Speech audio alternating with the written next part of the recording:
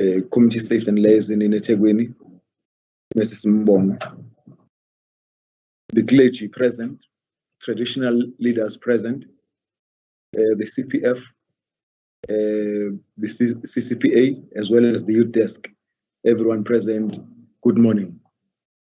We are gathered here today because we have a serious problem in the country, and especially in our city, eThekwini.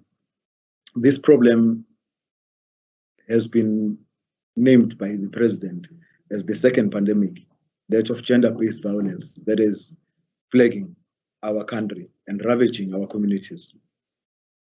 This then brings me to recall that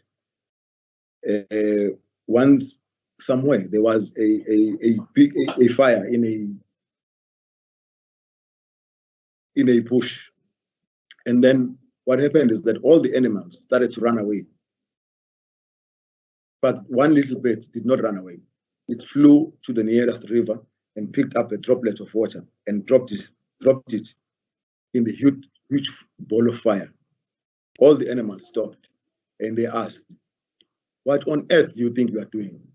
And the little bird responded, "I am doing what I can." That is the premise from which I think this webinar is going to help us to move forward as eThekwini to look at this serious issue and find solutions. Having said that, I would like to then head over to Apostle Ndlovu to give us an opening prayer.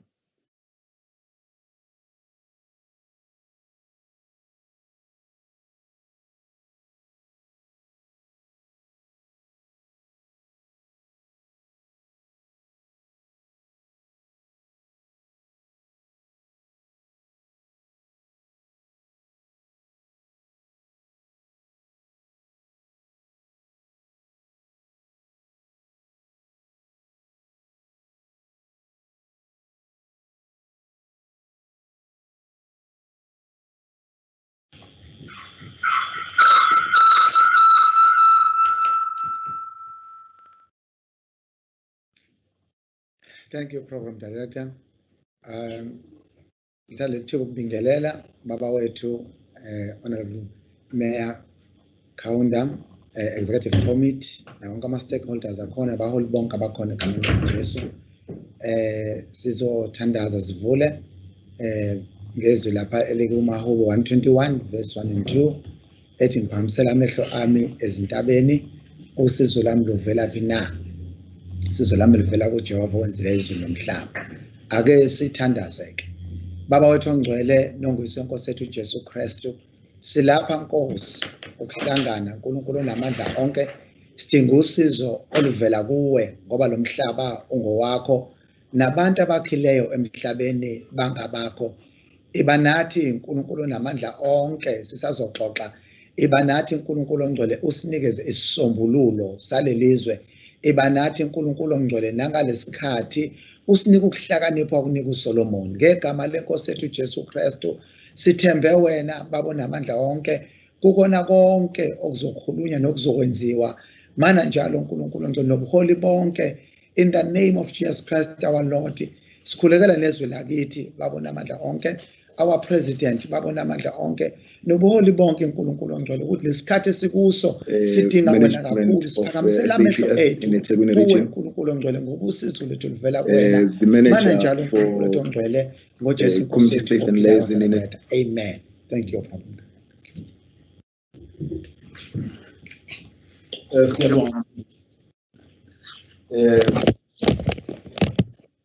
Ngaphandle kokumusha isikhathi umuntu akathi ihlabele mgama, and request our mayor to then give the purpose of the gathering. Over to you. Asibonge Babu Shobede, our program director.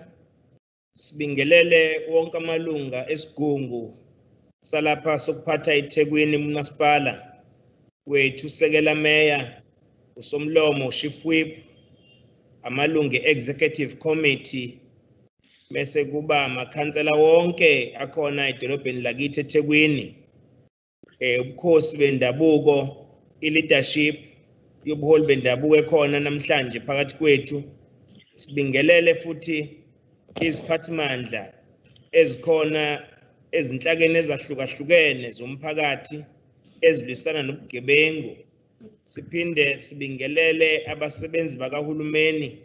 Sinaye lapha phakathi kwethu uDeputy City Manager uDr. Gumede, kanti futhi sinabo abasebenzi bakamasipala beholwa ubaba uMartin Xaba kwezokuphepha.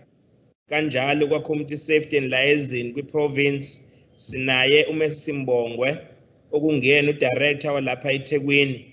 Abaphathi bamaphoyisa abakhona phakathi kwethu, and as well as our professor from the Durban University of Technology, DUT, Professor Hemson, whom we really welcome him. He's been part of our sessions, several sessions we have held with different stakeholders. We really appreciate his availability for today. Abaholi ehlangothini lamaphoyisa uGeneral Umgobhozi elida iSAPS, uCommissioner Middleton from the side kaMetropolis nabasebenzi bonke abakhona. Siyanibingelela, sibingelela umphakathi nabalalele abalandela lolu hlelo. Namhlanje sinqume ukuthi singumasipala waseThekwini sizoxoxisana ngodaba lwaseMlazi singabheki lonke idolobha. We'll note that Umlazi is the second biggest township in the country. So therefore, if it is highlighted occupying a top place in the map of the country in relation to crime, murders, and sexual offences, so it worries us that if we fold our hands and we do nothing about it, we don't engage stakeholders so that we can put our ideas together, then we are not going to be able to defeat the scourge of crime in our communities. Umlazi ulandela iNanda, kodwa sithe siqale ngomlazi ngeviki elizayo siseNanda ngoba indawo lezi esizibona sengathi ubugebengu sebudlulele, ukubulawa kwabantu, isihlava sokunyukubezwa ngokocansi kakhulukazi abesimame nabantwana abasebancane. So zonke lezo zinto eziyimkhuba emibi esizweni sibona ukuthi kubalekile ukuthi sizobhekana nazo ngqo singahambeli kude. Ingakho ke itheme esiyisebenzisayo yalezi ithangami ithi communities reclaiming their rightful positions in the fight against crime, because kahlehle awubukho ubugebengu ungamnqoba ungenawo umphakathi okusukumelayo ukulwisana nobugebengu. Ingakho ke sikubona kubalekile thina ukuthi njengomkhandlu nobuholi bakamasipala waseThekwini sibhekane ngqo nalesi sihlava. It is indeed an honor for me to welcome you all to this webinar on such a critical matter that deals with the safety and security of the people of eThekwini, particularly Umlazi, the second biggest township in the country.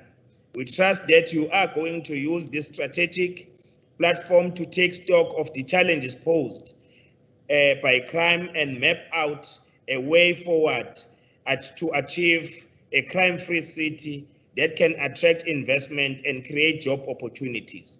Alikho-ke idolobha elingaba nomnotho ikakhulukazi njengoba sibhekene ne-COVID-19, umnotho wethu uzikile, okusho ukuthi kufanele senze sihambe igxathu elikhulu kakhulu ukuvuselela.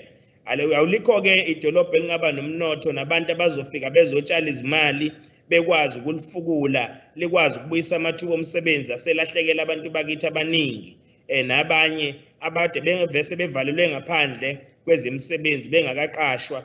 Lokho-ke kuzodinga ukuthi sibe nakho ukwenza isiqiniseko sokuthi siyalwisana nobugebengu. Idolobha lethu lingabalwa njengamanye amadolobha ekuthiwa kuyesabisa ukuhamba kuwona, akuphephile neze ukuhamba kulawo madolobha lawo. eThekwini municipality is the only metro in KwaZulu-Natal and an economic hub of this province.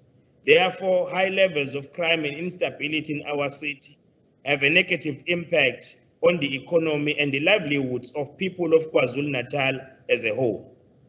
I'm sure you are aware that the Minister of Police released crime statistics which indicated that KwaZulu-Natal is leading when it comes to murder and violent crimes.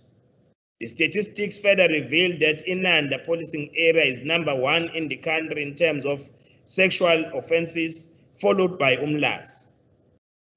We need to be ashamed of this situation. Asikwazi ukuba idolobha elibalwa njengedolobha elibulala abantu, njengedolobha ekunyukubezwa abantu ngokwecansi size saziwe umhlaba wonke ngaleso senzo. Kungakuhle masaziwa ngokuthi siyidolobha elivuselela umnotho, siyidolobha eligqugquzela abantu abasha behambe beyofunda, siyidolobha elithi mase befundile abantu abasha likwazi ukubavulela amathuba ukuthi besebenzise ulwazi abalutholile ngesikhathi beseyikhungweni zemfundo ephakeme. Lokhu-ke kuyihlava ekumele masisigudluze eThekwini siphele, hayi ukuthi sibekezelele ukuphilisana kanye naso. We can't coexist with criminals, but we need to take our rightful positions as communities to rise to the occasion and close the ranks and also wage a very successful war against the criminality in our city. Clearly, colleagues, these statistics are not painting a good picture about our city. In fact, they are implying that we are a murder and a rape capital of the country. This is tarnishing our image of our brand as a premier investment and tourism destination in our country. Remember that we did not earn this title of becoming the premier investment and tourist destination in the country. We worked hard for this, so therefore we can't allow crime to make us regress in holding this position.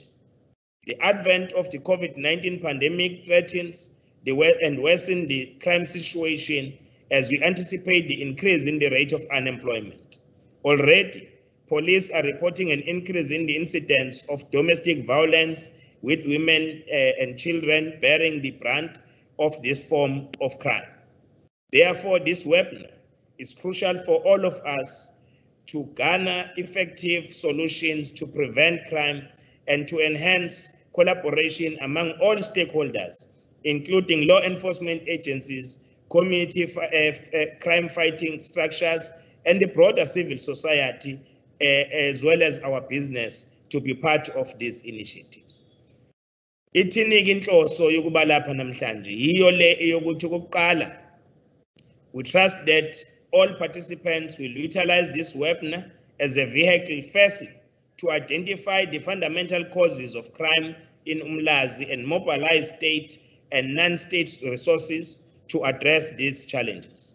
Most importantly, we must clearly define the role and involvement of our communities and crime-fighting structures in creating safer cities. Kubalulekile ukwazi ukuthi kusukaphi ubugebengu. Ngeke sikubalekeleke ukuthi ubugebengu buyasuka nje, ngeke ubuthole kubantu abadla izambane likapondo. Ubugebengu buhambisana nepoverty. Shuthi lapho abantu bakithi bephila ngaphansi kwesimo sobubha, ubugebengu buba sezingeni elikhulu lapho. Ngoba abanye bazidela bebone sengathi awekho amanye amathuba abangakhanda ngawo umnotho ngaphandle ukuthi benze imisebenzi yobubi, imisebenzi yobugebengu. Yingakho kubalulekile sikwazi ukuyixoxa kahle lezi zinto ziqhamuka kuphi. Kanti futhi okunye sikwaziyo ukuthi ubugebengu buwumsusela wesimo la khona abantu bene access ezikhaleni eziyingozi njengezibhamu. Abantu bakithi basebenzisa izidakamizwa ngokweqile, ngokwedlulele. So if we want to defeat crime, we need also to make these two top factors that influence crime in our society to develop clear strategies so that we can be able to deal with them.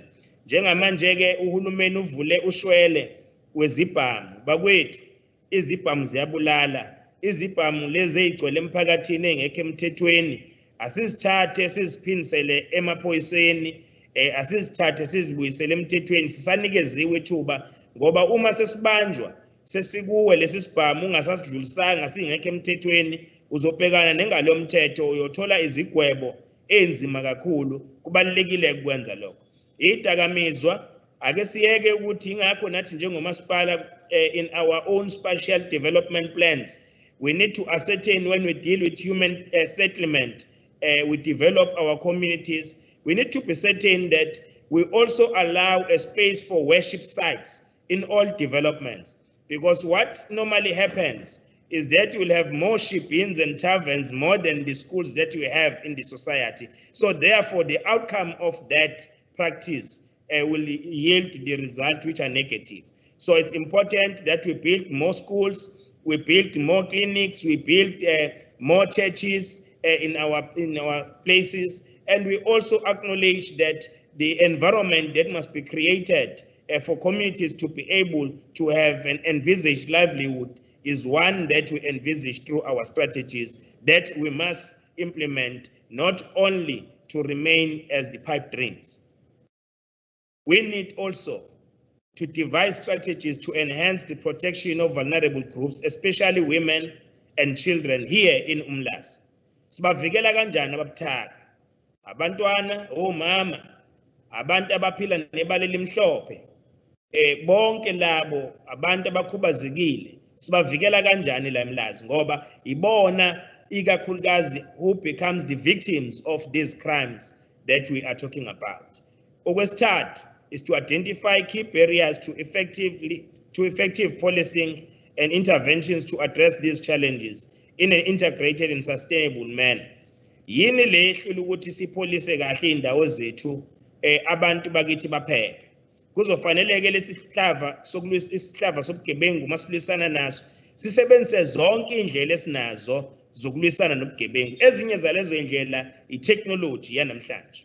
I-technology yanamhlanje uyakwazi ukuthi emphakathini wasemlazi uwodwa ube nayo i-app ezokwazi ukuthi abantu uma behlishwa ubugebengu sazi uma bepress ibutton elithize kuma-phone abo, ama-cellphones abo, uyakwazi umthetho ukuthi ukwazi ukulocate a-geographical location of that individual, and amaphoyisa, they respond swiftly to that. So those are the kind of things that we need to broaden our scope when we talk about crime fighting strategies. Singagcini kuphela sithi amaphoyisa awagijime physically, kodwa nathi as communities we must rise to the occasion and also develop these innovative ways of dealing with crime.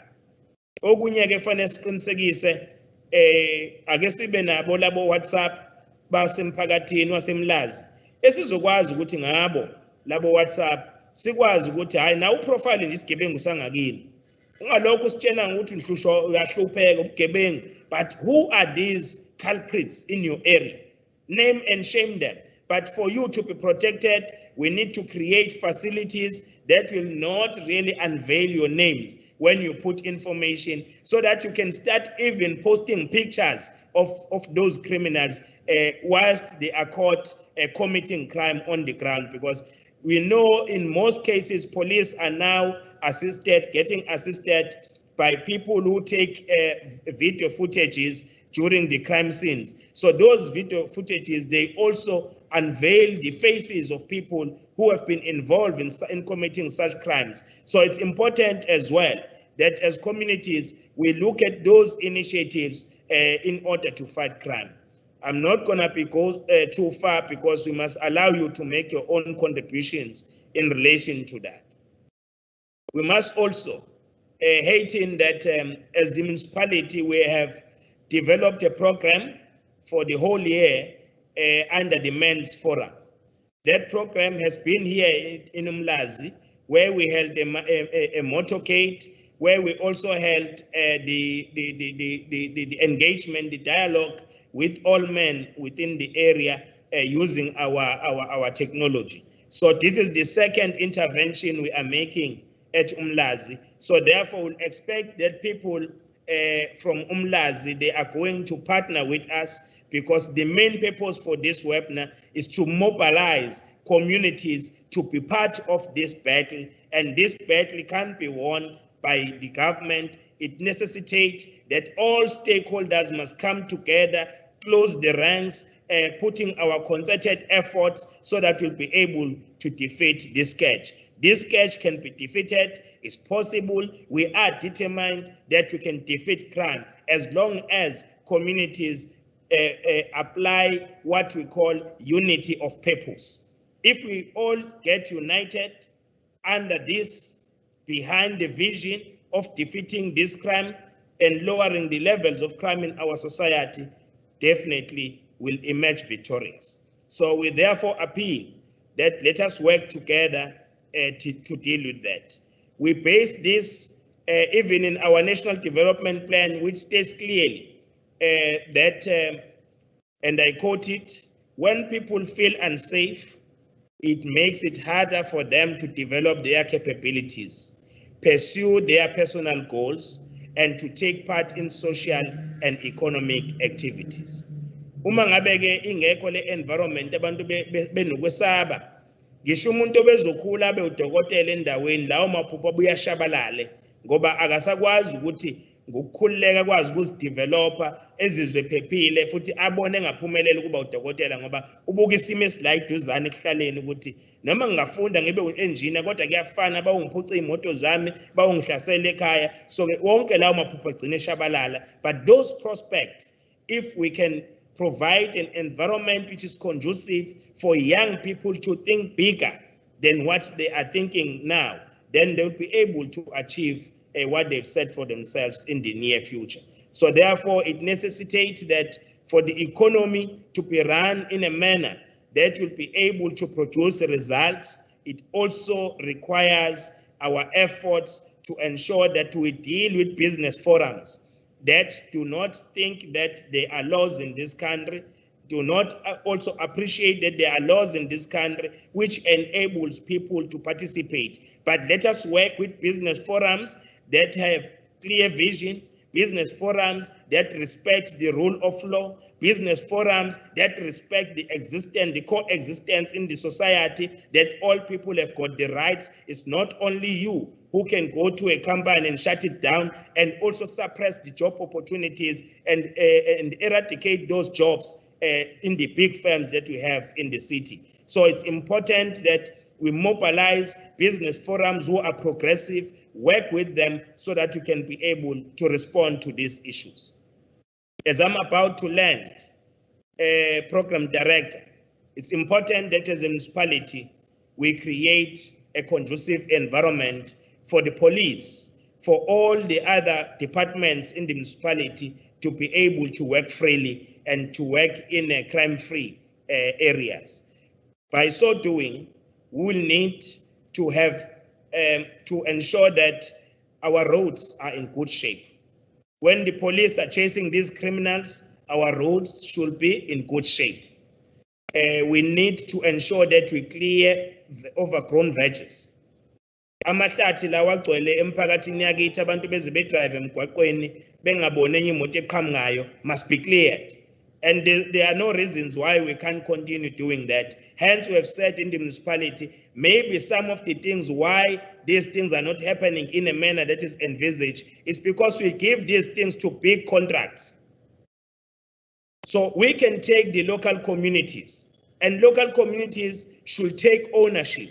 Yonke lento yokubushwa kwezihlahla lapha yokuclearisha overgrown veggies emphakathini wakithi, ukuvala ama-potholes emgwaqweni, those are the things we should give it back to communities so that communities participate in the economy of our city. And for them to claim that these things belongs to them, we need to give them an opportunity to partake in those programs. So asingathi ngemisebenzi emincane njengaleyo sikhipha amathenda amakhulu and nalawo bantu bejike bengawenzi umsebenzi bevilaphe belokho beclaim imali kumasipala kodwa umsebenzi ubungenzeki. Nawo ama-cooperatives asiwa-understande kangcono. Awukwazi ukuthi i-cooperative into e-owner umxoli isikhawunda, akuyona i-cooperative leyo, i-CC leyo. I-cooperative lapho bonke abantu they will be equal partners and they will also decide on their own ukuthi baziholela malini kuleyo cooperative, basave malini kuleyo cooperative ukuze bekwazi ukuqhubeka be-investe ibhizinisi labo likhule. Hayi ama-cooperatives ethiwe ikakhawunda, ayikho i-cooperative kakhawunda. That is why we have also spoken when we delivered our own budget speech policy this year in May on the 29th. We said when we deal with the issues of job creation, we want to change the tide, take all these activities efanele ngabe zenziwa imphakathi. Uma kuzokwakhiwa imall, why umphakathi uzoqhamuka sozoba i-labor?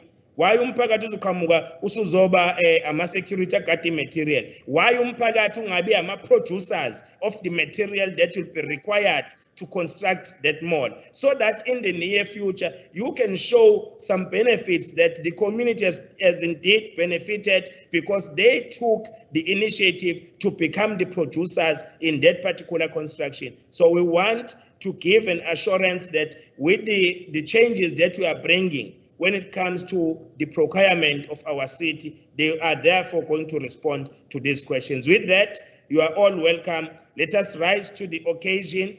Here now is the time. We can't reverse. We are faced with this challenge. We must go forward and we must work as a united force so that we can defeat crime. Criminals are very clever. They are sitting on daily basis. They are putting together their strategies and plans, but the communities are divided. We are not doing anything. We expect the police to be the sole people to deal with the crime in our society, whilst it's not going to yield positive results. Let's work together. Let's shame facilitator those police officers who are colluding with criminals, because there are police officers who are working together with the drug dealers. There are police officers. There are very few, I can give you an assurance. Out of 10 police officers, 8 of them, they are loyal to the system. But those 2 who are not loyal, who are working with criminals, must be taken out of the system so that you'll remain with the police officers who are committed, who have courage, who have passion to work for the people, who are going to assist us to defeat crime. Thank you very much.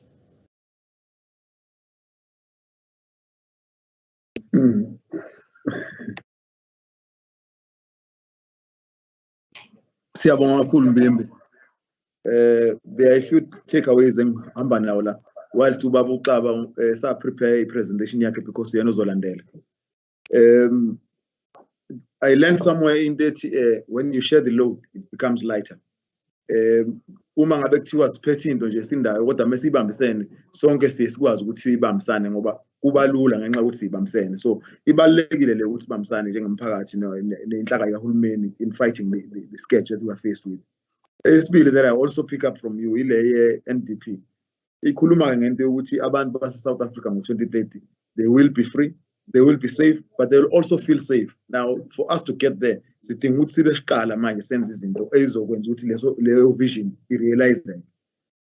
Okwesithathu ngiyakujabulela ukuthi uMayor is having this correct vision yokuthi crime is too complex for it to be too simplified ukuthi kuthiwa amaphoyisa kuphela angadila nayo. If we want to deal with crime, we would need a comprehensive and a collaborative effort ezoqhamuka from abantu abahlukahlukene, whether it's from government, non-governmental organizations, academia, whoever ongasakwazi ukuzodlala irole afike naye azodlala, because that's what is needed. Otherwise makungenjalo sohlala njalo sikhala.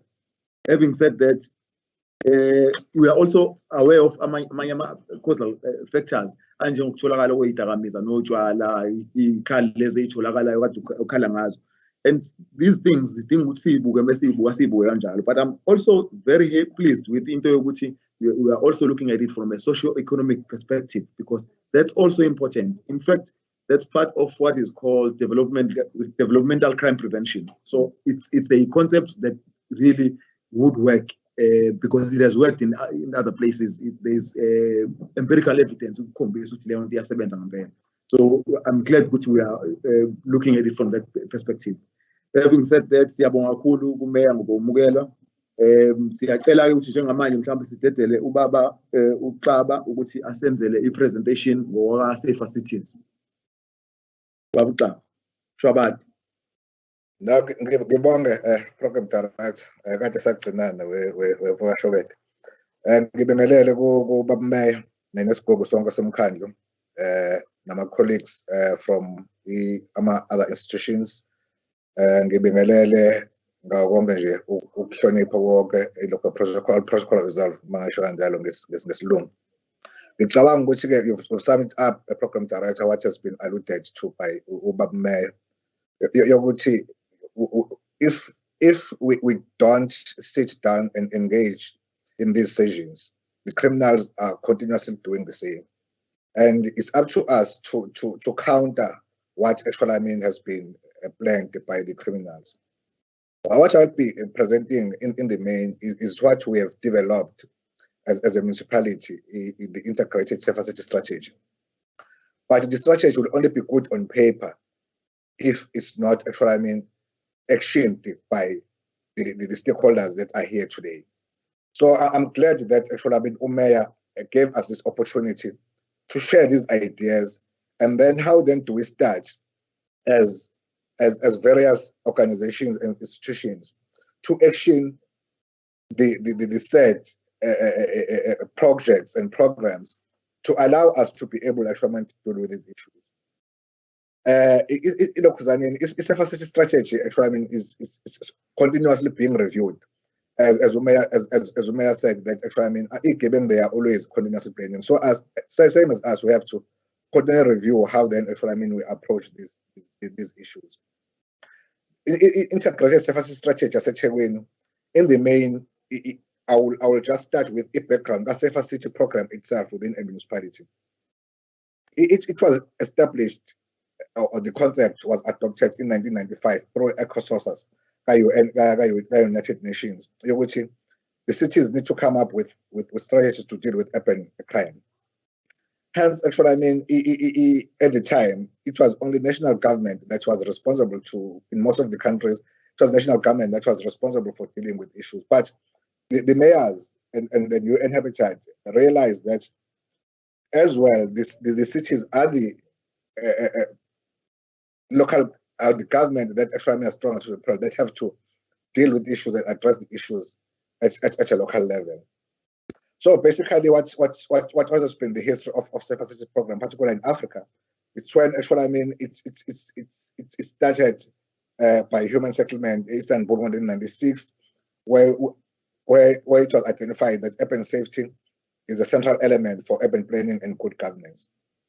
Since actually in Africa then in 1996, an initial focus of mayors, the mayors focused on ensuring that actually at a local level, we do engage as cities to deal with the issues.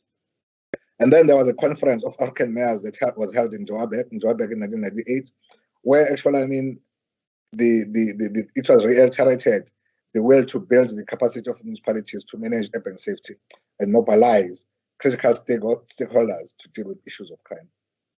The background of Safer Cities program as well actually is a continuity of the last presentation. Actually, it just tells you where actually it started. Johannesburg was established in 1997, followed by Dar es Salaam, Abidjan, Ivory Coast, Durban in 1999, Madagascar in 1999, Mali 2000, Kenya 2001, and the last actually being Bujumbura in Burundi in 2010. But in most cases, the services process is characterized by one economy at the center. Yeah, Baba. Umeya uyacela ukuthi kunengxaki yokuthi i-presentation yakho la ayibonakali, so ubecela ukuthi izovela so that you can then be able ukuthi sibone. Okay, bengithi ngisharile athi ngishare again. Still ayibonakala namanje? No, ayikabonakali baba.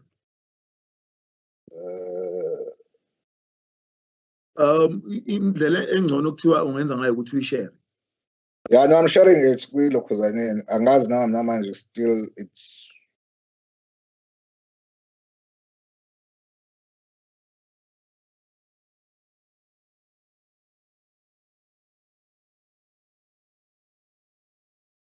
Bathi bangakwenzela la office ukuthi bakubhimele yona.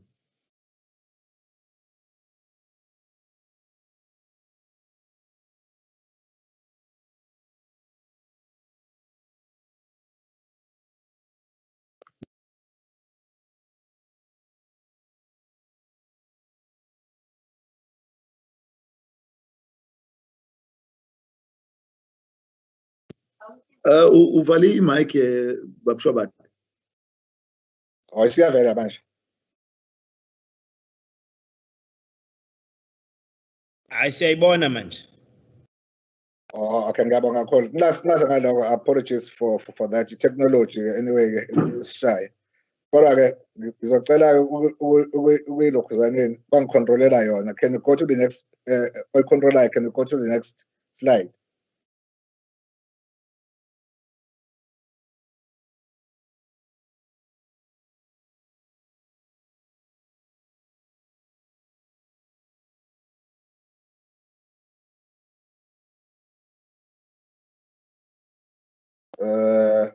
No, it's just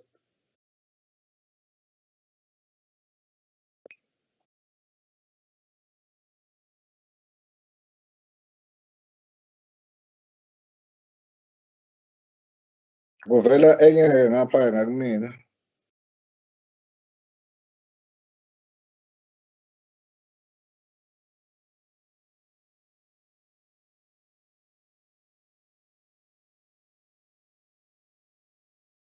Mhlawumbe into engalekelela Shwabat ile yokuthi mhlawumbe sithole slide number bani ofisa ukuyabona.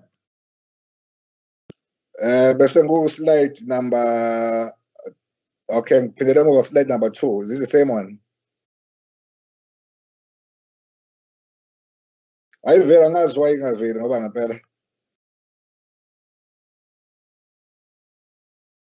Kanti ikhona ekuqaleni.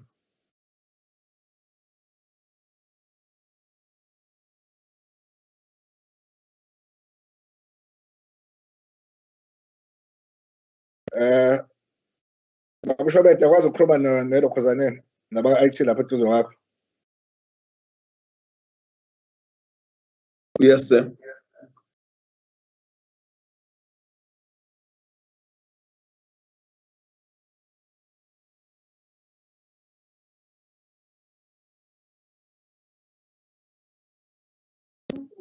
Bacela slide number babuxaba.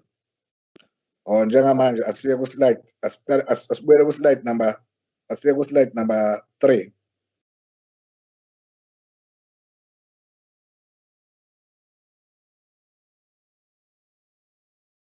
No, that's not the same presentation that elokhuzaneni esikhuluma ngayo.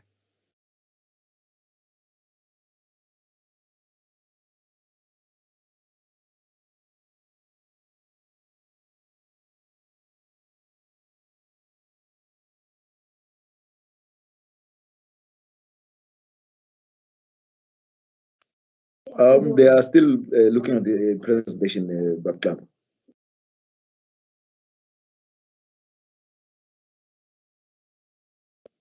Mhlawumbe ungabe uqhubeka ukukhuluma isifice ngendlela ipresentation babuxaba.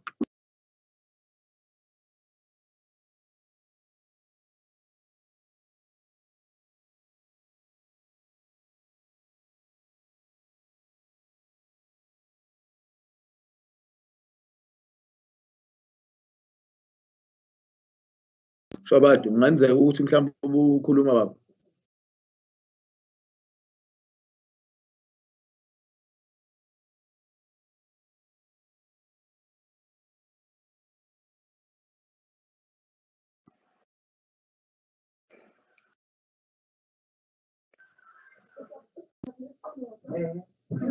Kuyalunga baba. Ngizama ukuyisharisha la. Nansi. Share.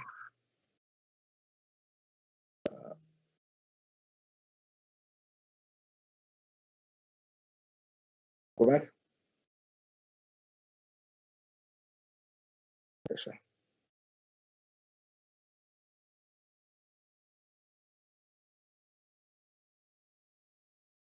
Siyaxolisa ngokuhixihixi bakwethu kubo bonke abalaleli. Msazama ukulungisa leyo ingqinamba encane.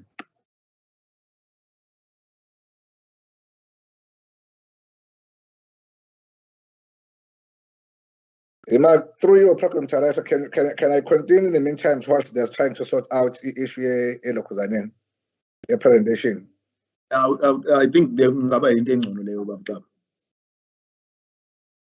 I'll be talking to the one that I have.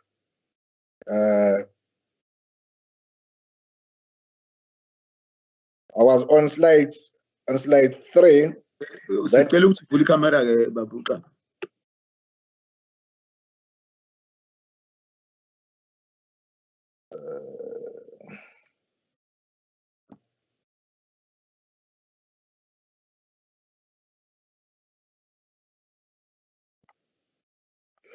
Okay, the presentation was mainly talking. In fact, actually, I mean, we're on slide 3. Then, actually, I mean, talking about the background of Safer Cities program in Africa, particularly within eThekwini municipality.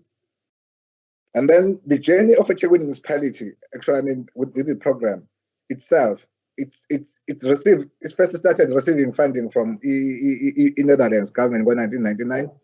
And then by then work together with UN Habitat to develop a strategy that actually, I mean, will be able to mainstream to be mainstreamed in the integrated development plan of the municipality.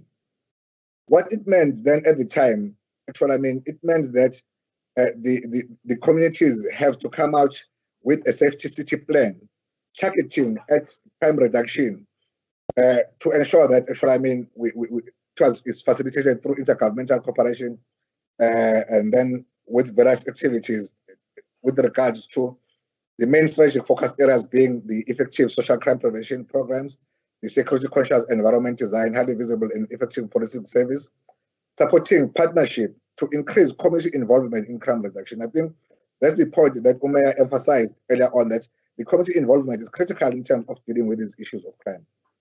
And then, of course, actually, I mean, expanding the community education in regarding to crime prevention. Well, the other one was to ensure that, actually, I mean, we do improve the security at targeted areas, particularly on the transport roads, tourism areas, through various measures, including surveillance, and other issues. Well, some of the activities of the Safer Cities unit in the eThekwini municipality, in the main, was actually through effective policing, was to deal with the illegal scrap metal, second-hand goods, safer signage project, targeted social crime prevention. What are the activities there or projects within that? School safety projects, street beggars. I'm just going to actually, I mean, to take it at a high level.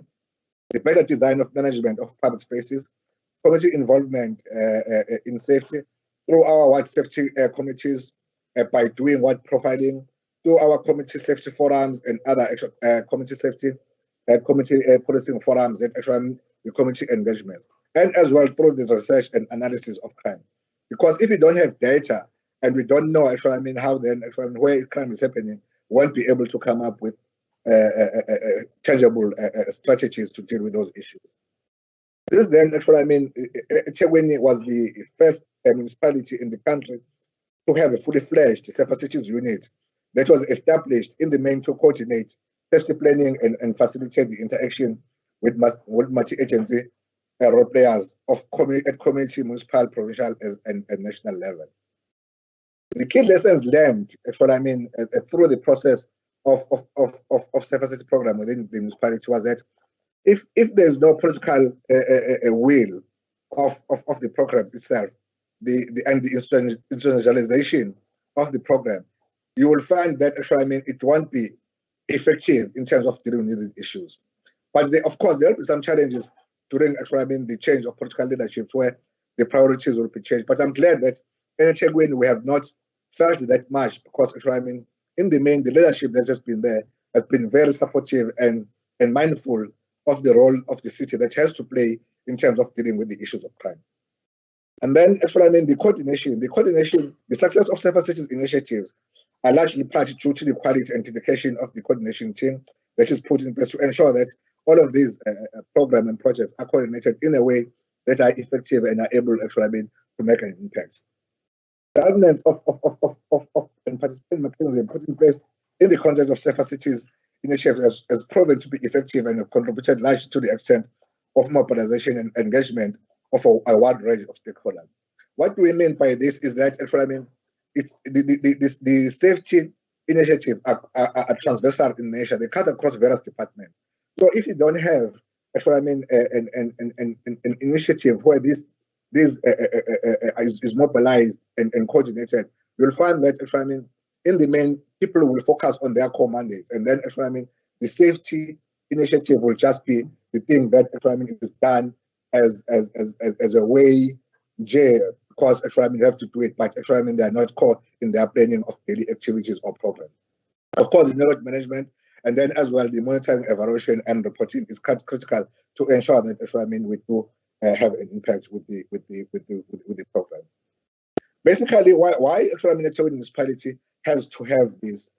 It was driven by, of course, actually by the vision of the municipality that by 2030, it will be eThekwini municipality will enjoy a reputation of being the Africa's most livable and caring city, of which actually it has to encompass all the elements of a sustainable human settlement within the municipality, so that we ensure that we do come up with tangible programs to deal with the issues. In the main, the long-term plan actually was developed through the Image and Durban process, where the themes of creating a safer city was number one theme, where people of eThekwini, that actually came from the survey that was done through Image and Durban, that eThekwini communities or residents or citizens, all they wanted was to ensure that they have a safer city, safer environment within a municipality. For that, all of those who live, work, and play within a municipality feel and are safe in private and public spaces. We would ensure that our target, of course, this is our target that we needed to reduce violent crimes by 90%. That was by 2020, by 2060.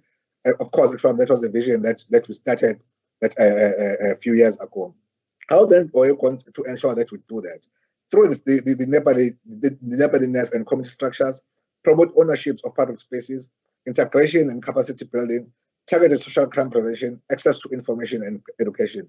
That actually is the one that we said we need actually to do public awareness, so that actually ensure that people are aware of how then actually they should be dealing with the issues of crime within their spaces.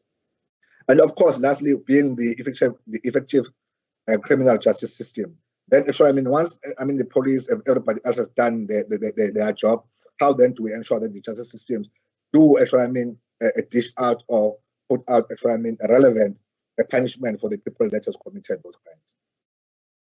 With the strategic focus areas, these are actually the strategic focus areas that in the center of the presentation, it talks about the strategic objectives. In the main, we are talking about effective policing, targeted social crime prevention, urban management, research, crime mapping and analysis, community empowerment and involvement in safety. Not only actually, if you read that, it says community empowerment. So communities should be empowered and being involved in all of those programs than just being a passive participant. They should be taking a lead in ensuring that actually their own areas are feel safe. We do that in the main by ensuring that we do involve the communities at a wide level. When we are developing the ward safety plans, in those ward safety plans, we come up with programs that will be able to address some of the issues that are raised during the community engagement. The approach, of course, actually is through law enforcement, social crime prevention, situational prevention program that we're having, which is contained by various elements within actually those approaches that we're dealing with. Of late in 2017, we decided that actually it's not enough to come up with this strategic objective if we don't deal with the issues of social ills. Hence, we developed the social development strategy as well. That was going to assist in terms of how then do we ensure that we address the social conditions of the society to ensure that actually they are not prone to crime and being crime to be victims at the social at that level as well. How then actually we ensure that those actually areas are addressed through social policing, social health, social economic development, sustainable human settlement, social cohesion, social development infrastructure. Social development infrastructure actually means actually your social facilities that are there. Sustainable human settlement before, how then do we ensure that we upgrade the informal settlement to be places where people can live and be happy within actually their own spaces. Social economic development, we had a challenge. Mayor did mention earlier on that if actually the communities of eThekwini do not benefit on the economic activities of eThekwini, and then actually we'll have a challenge in that space. The next one, actually, what actually informs the policy convergence in summary. What informs the strategy itself? One actually is, of course, is the national development plan of the country. It's the integrated urban development framework that actually was developed by COPTA. The provincial growth development strategy as well informs us. Then those are the strategy, the legislative frameworks that informs us in terms of coming up with strategies to deal with the issue. And then, of course, actually, I mean, we have an integrated development plan of the eThekwini municipality that actually, I mean, will inform how then do we start to include the safety elements in the IDP of the municipality to ensure that our citizens are safe. And of course, actually, the aspirations of the agenda, you have your new urban agendas, your sustainable development goals that actually, I mean, were developed by various countries during actually, I mean, the World Urban Forums.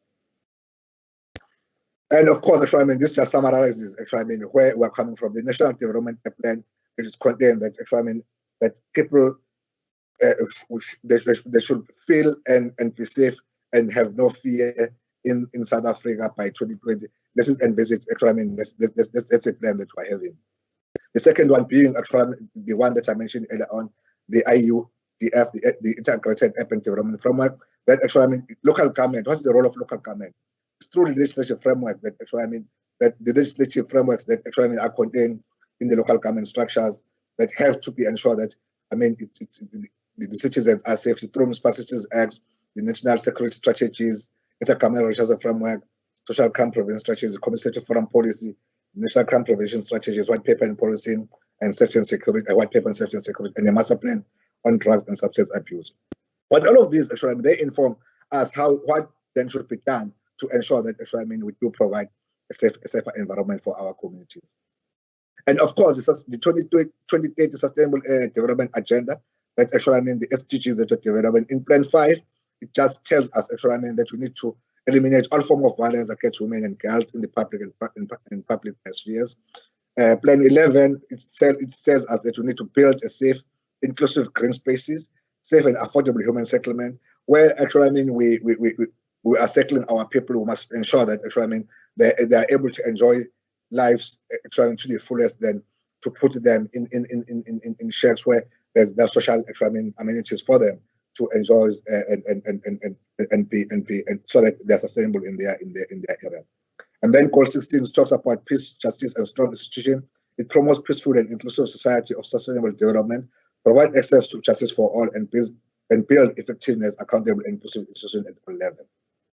And then Goal 17 actually encourages to promote effective public, private, and civil society partnerships, building on the experience of resources, strategies, and private. That's actually, I mean, what Umeya alluded earlier on when I talked about technology, that we need actually to expand the engagement with private sectors to ensure that actually they do support all of us, since actually, I mean, we all understand that safety is not only for government, but for everybody, including actually, I mean, businesses and other stakeholders to be on board.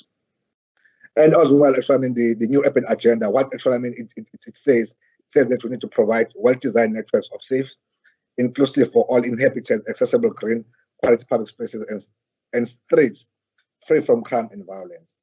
And then, of course, integrate inclusive measures of urban safety and crime and violence prevention, including tourism and violence extremism, conducive to tourism, engaging relevant local communities and non-government actors where appropriate in developing urban strategies and initiatives. The emphasis, I think, for all of us here is that it has to be all of us that actually, I mean, come up with this initiative, then being actually the government alone that comes up actually, I mean, the problem. Then what does it say is actually, I mean, the integrated safety strategy of eThekwini municipality that we are busy, that are working on. Currently, we are reviewing the current strategy.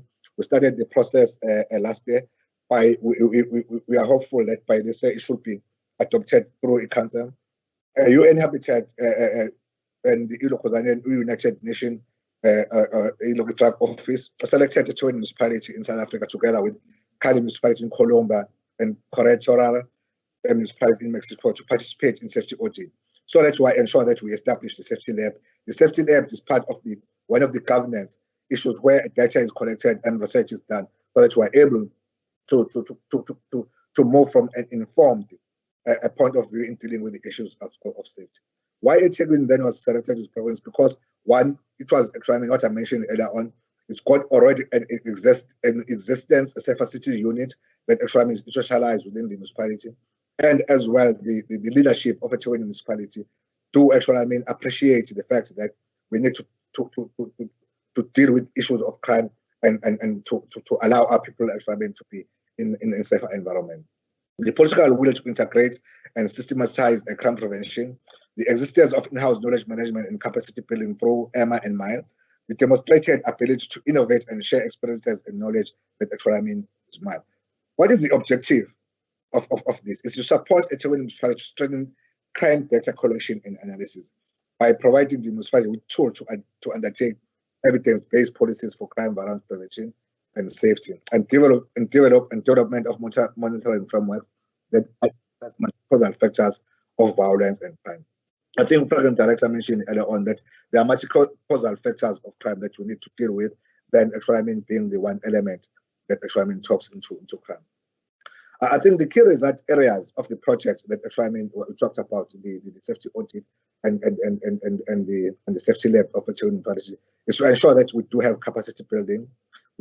That through that, eThekwini crime prevention is planning and governance is part of the day-to-day program of eThekwini municipality, so that we ensure that we promote evidence-based policy strategies and practices.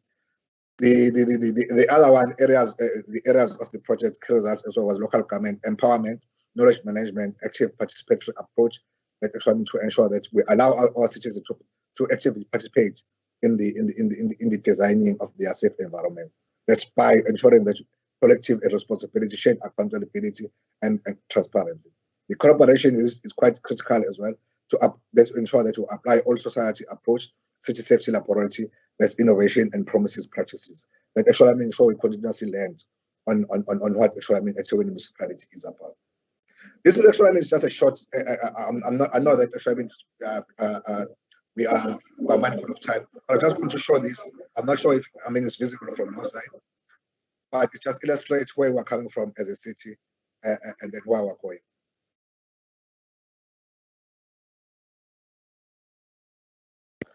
Okay, the action moving forward, how then do we start eThekwini to ensure that we implement the integrated safer city strategy of eThekwini municipality? Well, eThekwini, we said that we finalize the drafting of the strategy. The draft has been done. It's only that eThekwini is through. We want to do the adoption. It's through the council. The target date was June 2020. Of course, with the coronavirus, eThekwini we're a little bit behind on that.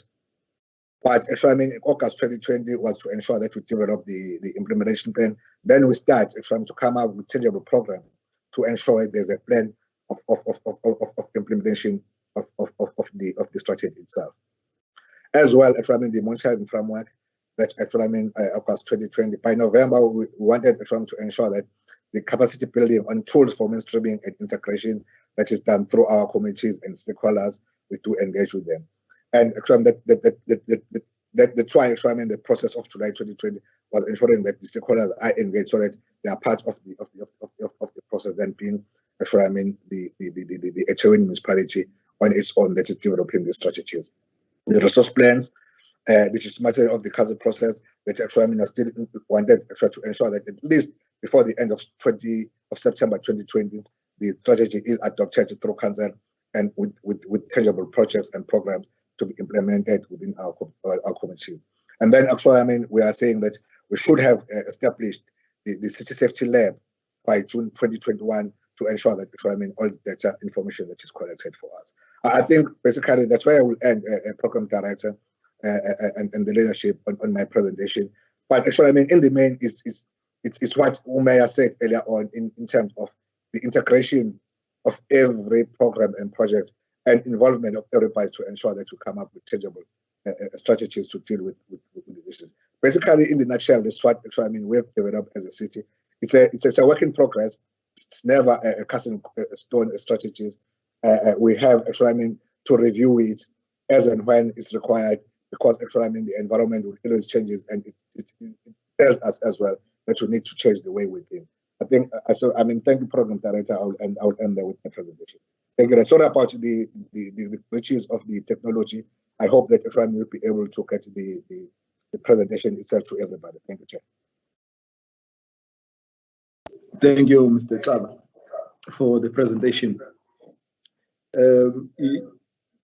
This reminds me of the fact that we are now in a new dispensation. But I remember that in 1955 in Kliptown, there was a gathering where a certain document was developed that is now the overarching policy trajectory of the country.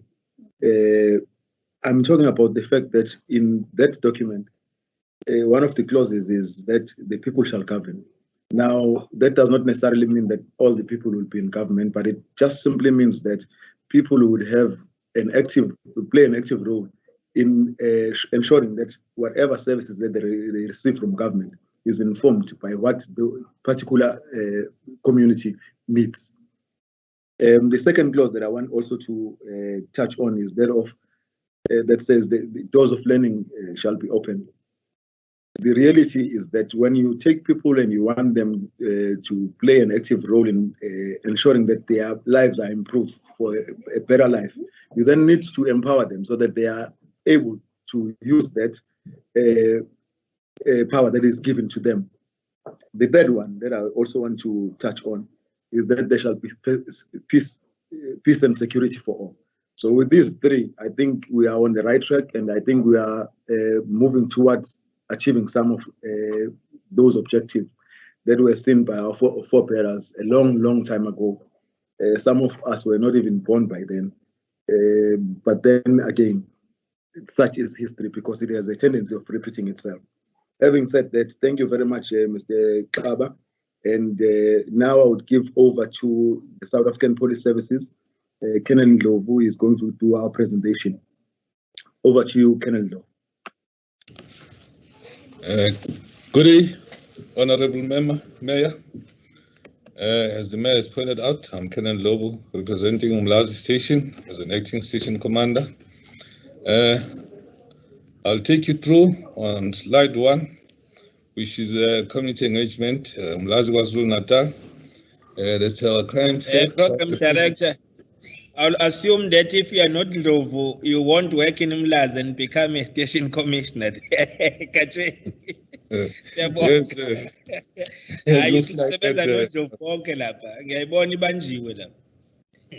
looks like that, Honorable Mayor. Can I proceed, Honorable Mayor?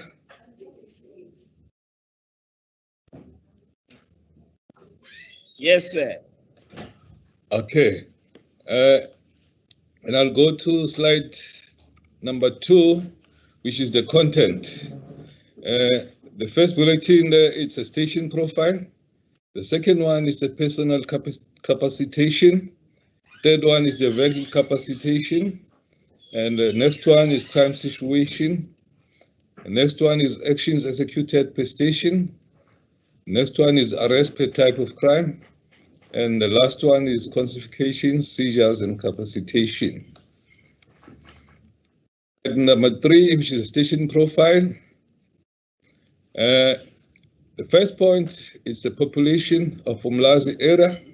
That population excludes the foreign nationals that are in the area, Umlazi area, which is a total of 457,000.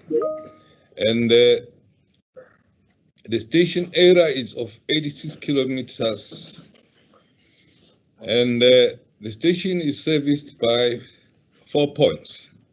The first one is a main station, Umlazi, the Community Service Center. The next one is Wandosi Satellite, which is at Gwayu section. And the next one is Umlazi Mall Satellite, which is at W section. Last one is the Cleveland Satellite at the Cleveland area. The station is divided into 4 sectors. The CPF is fully functional at Umlazi. The units that service the Umlazi area are as follows. The first one is family violence and sexual offences, which is the FCS. The next one is crime intelligence, the criminal record and crime scene management center. The Police Act members that are servicing Umlazi, there are 340. The Public Service Act, there are 58. That gives a total of personnel of 398. The population personnel ratio is 1:1,344. That excludes the PSA Act personnel. The vehicle strength at the station, it's 89, of which 39 is for VSPOL, 42 is for detectives, and 9 is utilized by the support. The district municipality, it's 1, and there is no local municipality. Then the next slide, sorry about that. The next slide, it's a overview of human resources. Support, it's 23 support members that falls under support. 43 are PSA Act personnel, that gives a total of 66. And in the VSPOL environment, there's 238 personnel. And the PSA, there's 11 personnel, that gives 249. And the detectives environment, Police Act, there's 79. And then the PSA personnel are 4. That gives you a total of 83. And then the total of Personnel Act members is 340. PSA Act personnel is 58.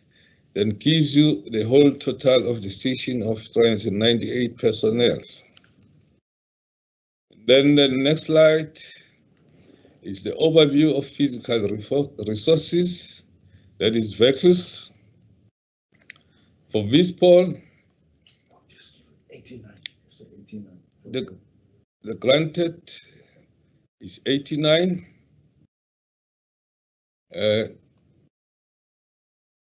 35 for VSPOL, detectives 45, for support it's 9. Total 89 as I've said. I'll jump from the vehicles that are in the garage. The next slide is the police actions. From April 2019 to 31st March 2020, which is our past financial year, the peaceful gatherings and assemblies that were attended to were 65, the strike labor actions were 14, and the gathering and protest election with elements of public violence were 20, and the guard duties and escort duties, daily guarding of prisoners at the Prince Mshini Hospital. The next slide will be the generators of Chair, crime. can someone move the slides so that we'll follow when Colonel is dealing with the slides? We should also be in the very same slide that is dealing with. Thank you. Thank you, Honorable Mayor. That is slide number 7. The generators of crime and the contributing factors for the 2019-2020 financial year. First one, to talk about the socio-economic conditions. First bulletin is the dysfunctional families and relationships. Next one is child-headed homes. And next one is alcohol and substance abuse. And then we go to the spatial or environmental designs. First bulletin is an increase of informal settlements, and the poor lighting, the lack of limited surveillance technology in the hotspots areas, the poor road conditions for easy access, and the overgrown or dense bushes. And then you go to the group behavior, which are the taxi conflicts, the mob justice, the community retaliation, and then the community protest. The other factors will be the parolees, the repeat offenders, and habitual offenders that are committing multiple categories of offences. And the next one will be illegal liquor and drug outlets. And then the proliferation of firearms. Then we go to slide number 8, inhibiting factors, external and internal. We start with the external factors. First one is the numbering of houses, the prevalence of informal settlements, no access roads, no lights or poor lighting, no physical accesses, the lack of CCTV cameras, the service delivery protest and the disruption by business forums and ATDF that causes redeployment from daily planned operations. And then the internal factors, the use of members to perform duties at hospitals, at Prince Mshini Memorial Hospital, the use of members to perform duties other than the crime prevention duties to deter crime, the use of members to be static at protest actions. And you go to slide number 9, which is the comparative crime statistics. You'll go to the contact crimes for the 2019-2020. Showed an increase of 17%. It was an increase of 17.8% on the murders. And then on the attempted murders, there was an increase of 5.3%. On the total sexual offences, there was an increase of 11.3%. On the assault GBH, there was also an increase of 3.5%. Assault commons, I'll leave that one out. The robberies aggravating, there was an increase of 10.4%. The common robberies and attempted, there was an increase of 29.1%. That's a total increase of conduct crimes that was 7.2%. Go to the next one, which is the contact-related crimes. I'll touch on the red one where it shows the increases. The malicious damage to property, there was an increase of 6.4%. And then the total of the contact-related increase was 5.7%. And then I'll go to the property-related crimes, also touching on the increase.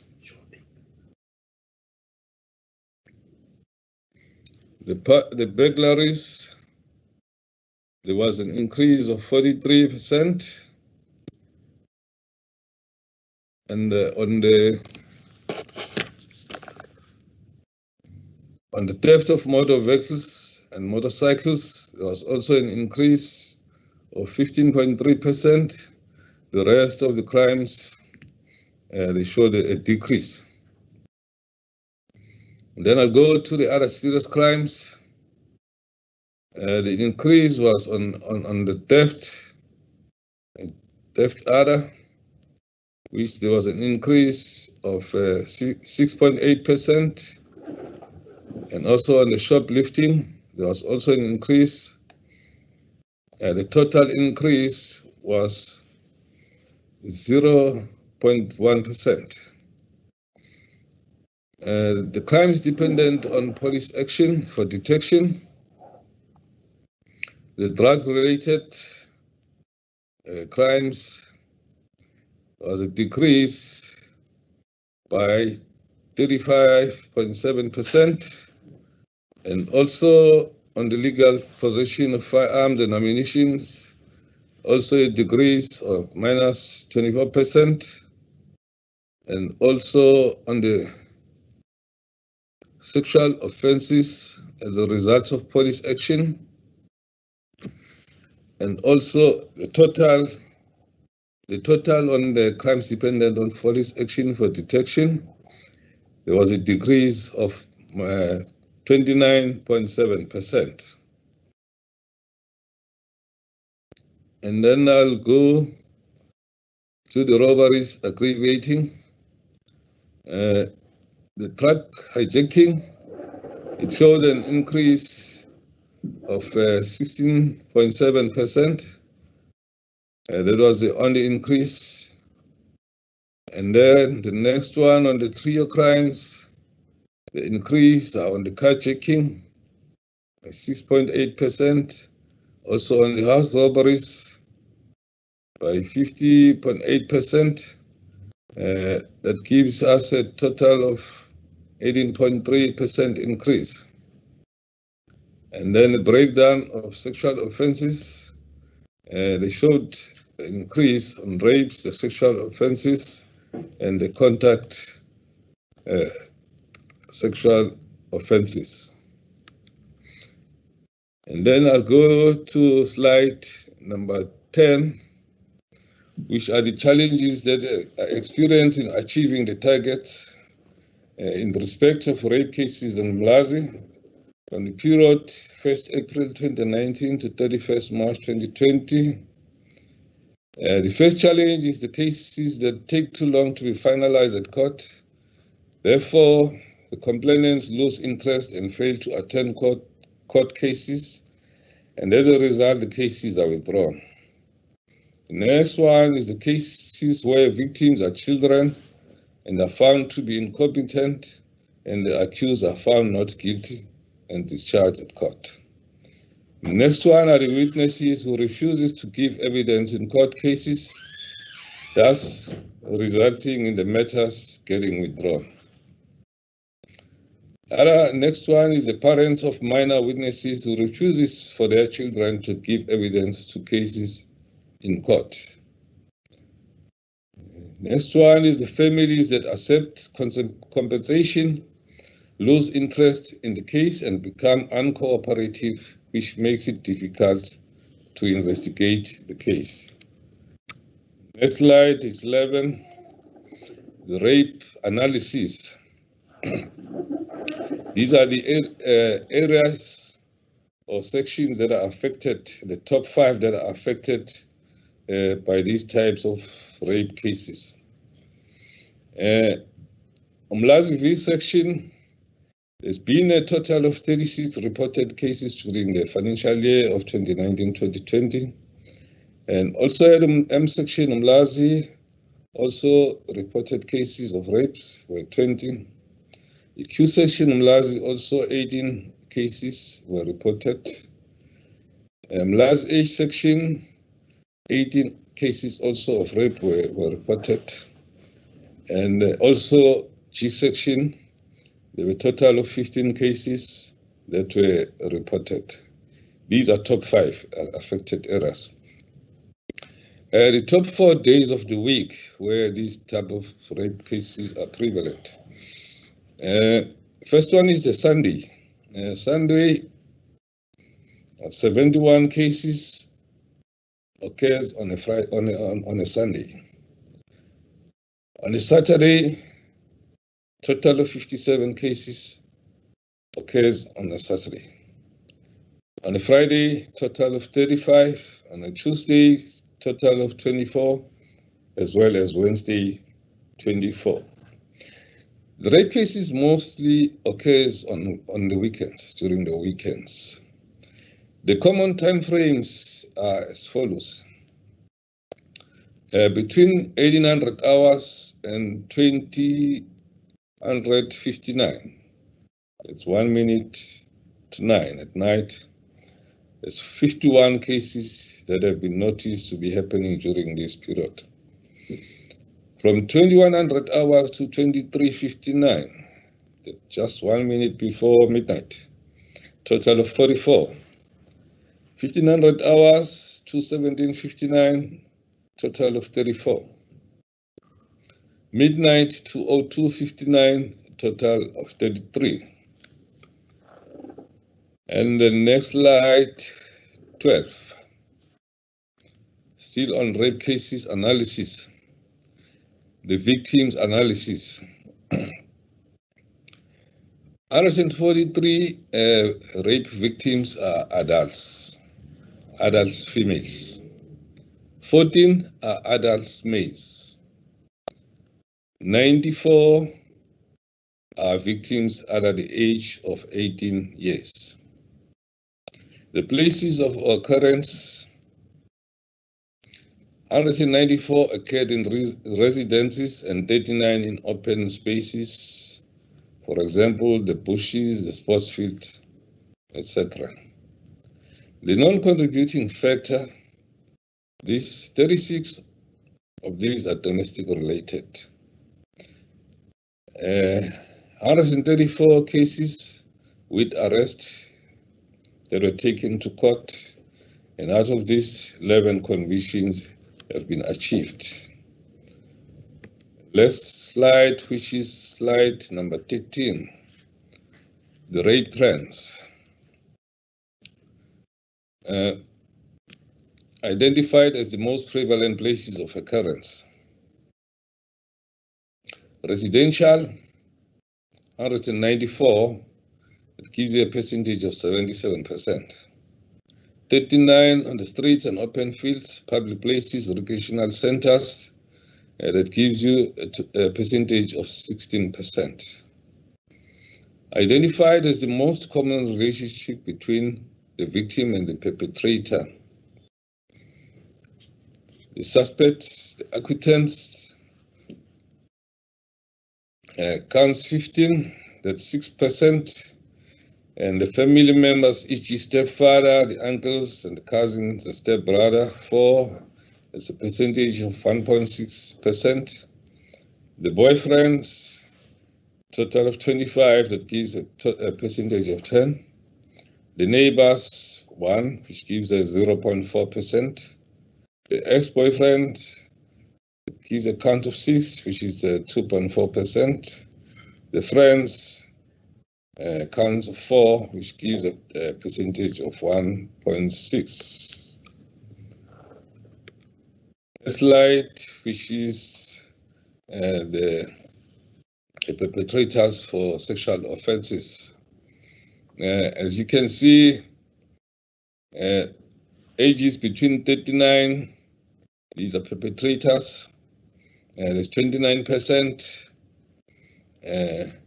Ages 20 to 29 years, that gives a percentage of 31%. Ages of 40 to 49% gives you, to 49 years, it gives a percentage of 8%. 10 to 19 years, it gives you a percentage of 8%. These are the perpetrators or suspects. Next slide, that is slide number 15. This is meta-analysis, 211 cases reported during the financial year. The top 5 affected areas were Umlazi V section with 39 total, Umlazi E section with 24 total, Umlazi D section with 23, Umlazi N section with 11, Umlazi U section with 10. Then the top 4 days of the week. Sundays also features on the murder cases. 42 occurred on Sundays, 40 occurred on Saturdays, 33 occurred on Mondays, and 29 occurred on Fridays. Most murders occurred on a weekend, same as the rape cases. The common time frames, it's between 1800 and 1 minute to 9, that's 2059, that's a total of 45 reported. Between 2100 hours and 2359, there's 38. Between midnight and 0259, total of 31. 03 and 0559, a total of 24. And you go to the next slide, which is slide number 16, still on meta-analysis. The modus operandi, 99 incidents were committed with firearms and 42 were committed with knives. 7 cases are domestic related.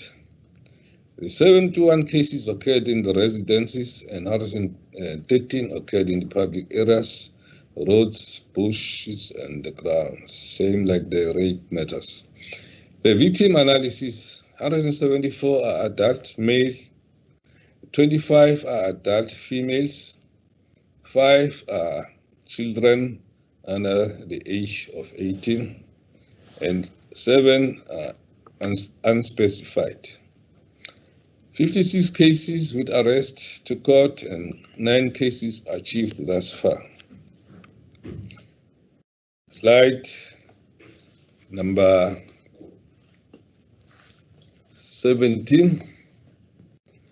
The generators of crime and contributing factors for the past financial year: socio-economic conditions, dysfunctional families and relationships, the child-headed homes, the alcohol and substance abuse, the spatial and environmental designs, increase of informal settlements, the poor lighting, the lack of or limited surveillance technology in hotspots areas, the poor road conditions for easy access, the overgrown and dense bushes, the group behavior, tax conflicts, the mob justice, the community retaliation, the community protest.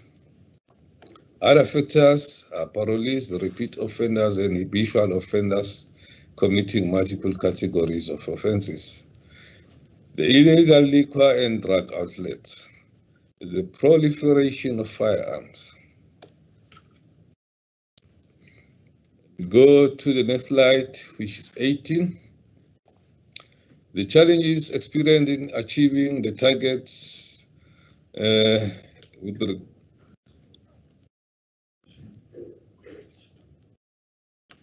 I think I've touched on this one. We've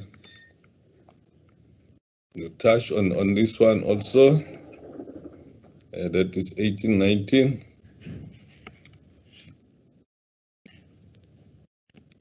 Touch on this one also. Go to slide number 19, Honorable Mayor, which is the strategies to reduce crime. The rapid response on sexual offences and other serious crimes, the foot patrols deployment at the malls, the deployment as per crime threat analysis and the crime pattern analysis. Task teams established as follows: the trio task team, the murder, and the FCS tracing team. The deployment of stimulus, the high density operation, the increase of possible visibility through the blue light patrols, the targeting of liquor outlets, the drugs, targeting of firearms and targeting of dangerous weapons, the vigorous enforcement of the Domestic Violence Act, the speedy arrest of identified suspects and the finalization of investigation thereof, the cross-stations operations to address the crime displacement, the crime awareness campaigns, the tasking of crime intelligence collectors, the increased number of roadblocks and the visible crime preventions, the school raids, the deployment of support personnel on Thursdays and Fridays, the reservist utilization, working in partnership with the Metro Police, the Road Traffic Inspectorate, and the security companies. The VVF is operational and utilization to the Zella Care Center. The suspect rates. And slide number 20, the deployment of the TRT on the rotational basis, the public order policing deployment at the Griplands, CRU, the national intervention by the deployment of extra units, the provision of 30 additional constables to Umlazi station. Next slide, which is 21. That is best practices, the multidisciplinary approach, the task team approach, the drugs, the trio crimes, and the social crime prevention, the Bobby Bear, the support services used for operations, the tracing of wanted suspects, the crime threat and CPA analysis list of hotspots in each vehicle, The status reports by the charge of his commanders to give guidance on a daily after reporting on duty. The allocation of cell phones to the Community Service Center commanders, number publicized. A recognition of the good work to boost the members' morale.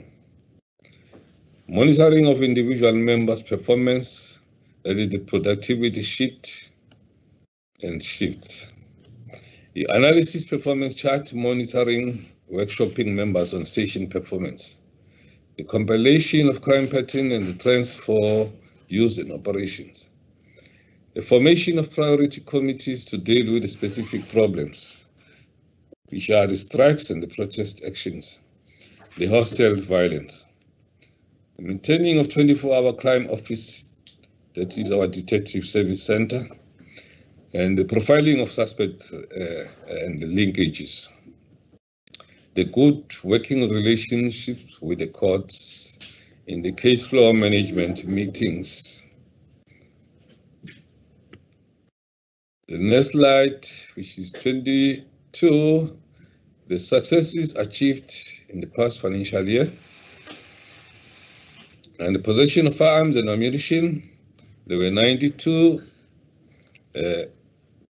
successes, convictions achieved. On the drug-related matters, there were 1,164.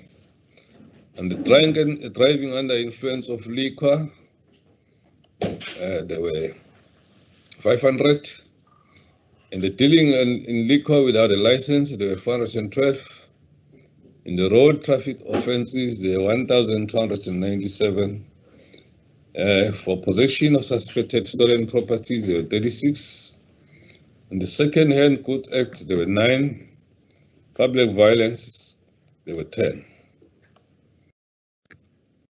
And then slide number 23 concludes my presentation, Honorable Mayor.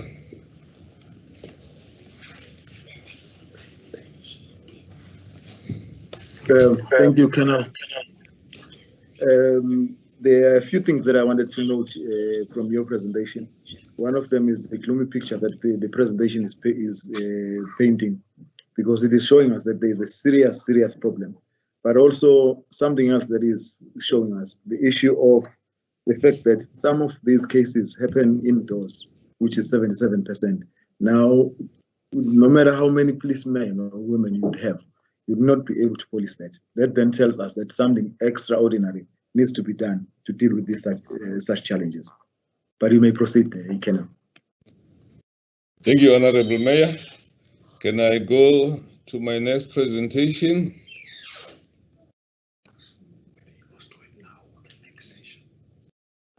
Can I do my next presentation now, Honorable Mayor?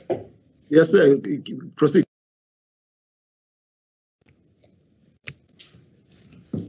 Thank you, Honorable Mayor.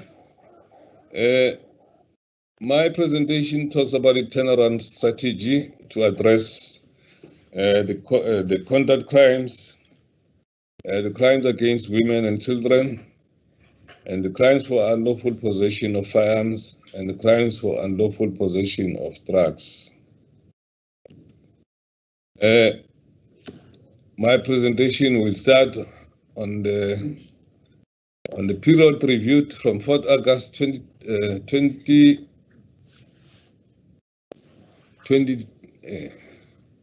think there was a misprint here, Honorable Mayor.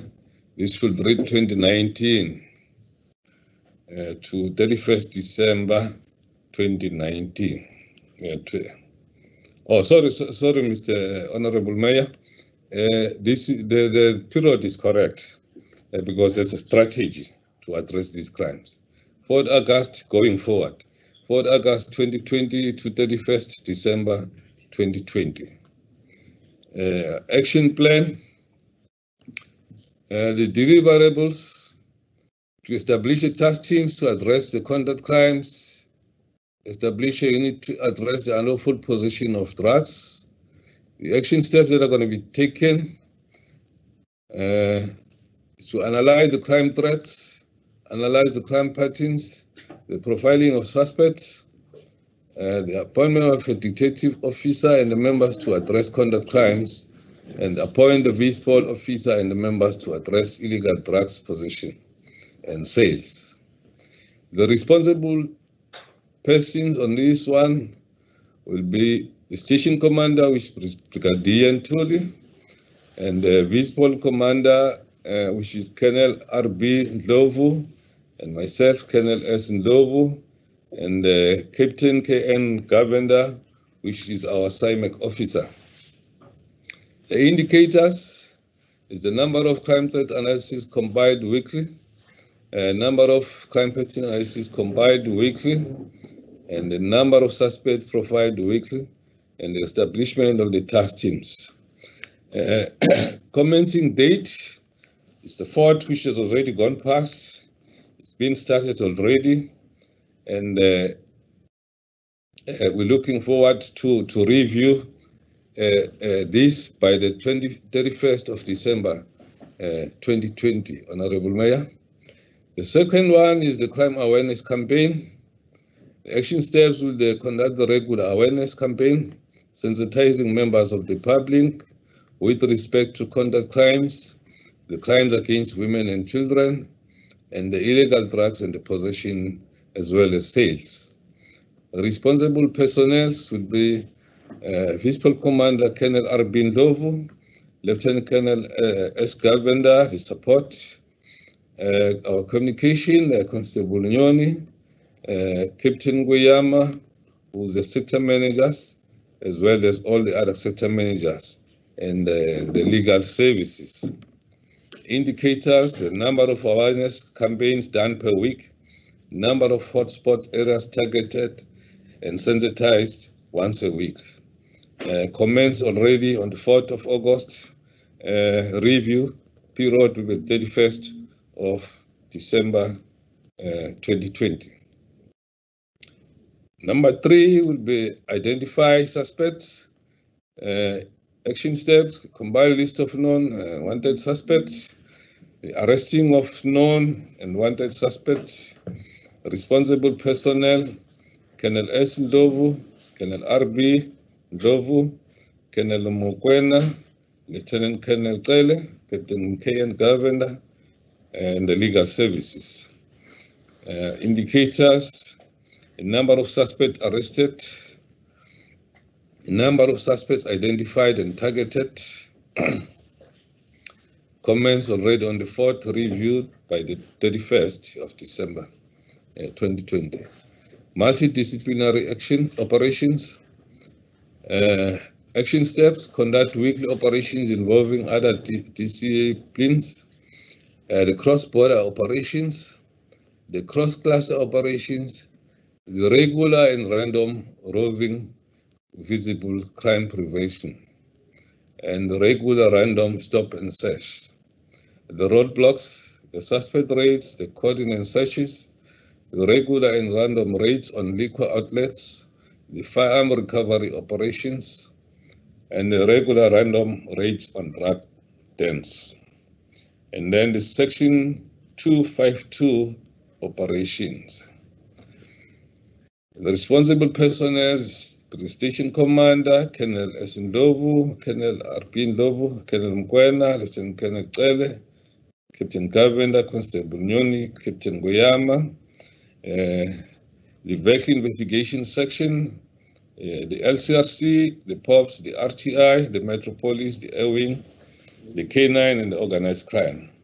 The indicators, the 2 operations held weekly, number of firearms recovered weekly, number of suspects arrested weekly, number of dangerous weapons recovered weekly, number of items seized as evidence weekly, number of drugs recovered weekly, number of warrants for domestic violence act executed weekly. Comments already on the 8th, reviewed by the 31st of December.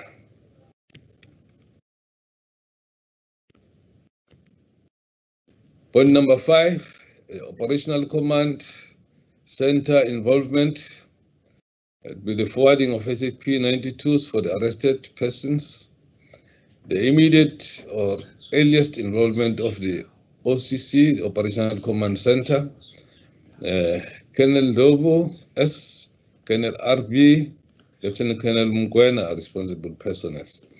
A number of SCP-192s forwarded daily. A number of linkages found daily, commenced on the 8th, reviewed by the 31st December 2020. Point number 6, the fingerprints of crime scenes and exhibits. Ensuring all crime scenes are promptly tested for fingerprints. Ensuring exhibits and evidence recovered are promptly tested. Ensuring all suspects are promptly tested. Responsible person, Colonel S. Ndlovu, Colonel RB Ndlovu, Lieutenant Colonel Mkwena, Lieutenant Colonel Tsele, LCRC. The number of firearms tested daily, the number of scenes fingerprinted daily, the number of suspects tested daily, the number of exhibits, evidence items tested daily, commenced on the 4th August, reviewed by the 31st December 2020. Point number 7, the proper or positive investigation.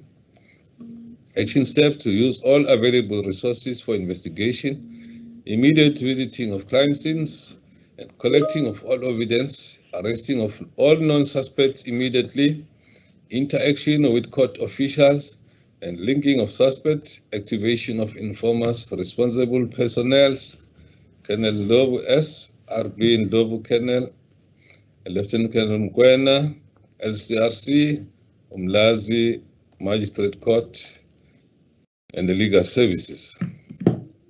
The number of leakages found weekly, the number of suspects arrested, the number of convictions, the number of crime scenes visited, the number of crime scenes, the number of convictions, the number of items seized as evidence, the number of informers activated, and positive results achieved, the number of linkages made with evidence recovered, commenced on the 4th August, reviewed by the 31st December 2020.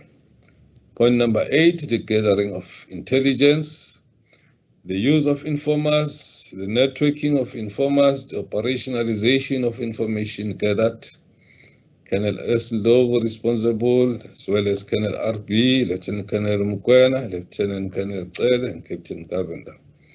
Number of operations conducted as a result of information or intelligence gathered.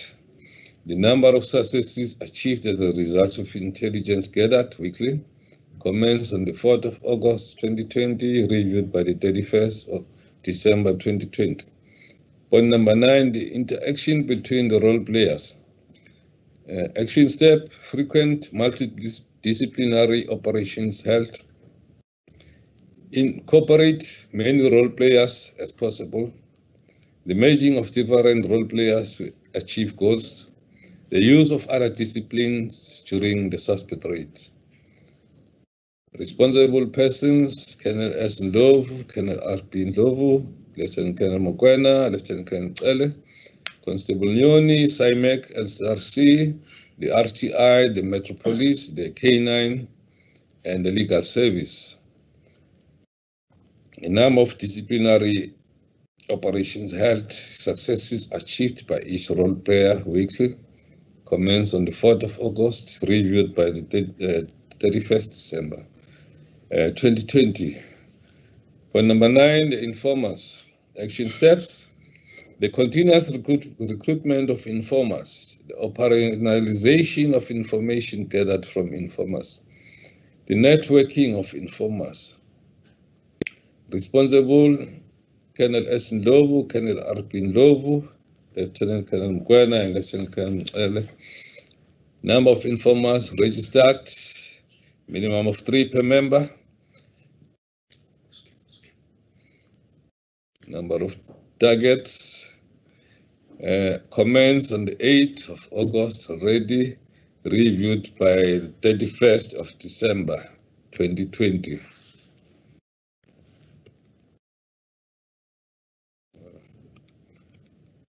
Point number 11, the conducting workshops.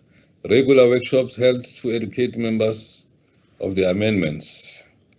Vice Paul and Detective Commander responsible commenced on the 4th, reviewed by the 31st of December 2020.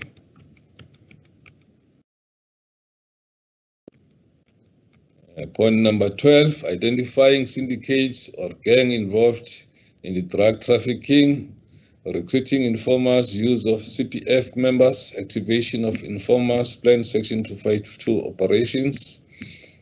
Same personnel responsible, targeting the drug dealers arrested, the drug dens, the gangs and the syndicates.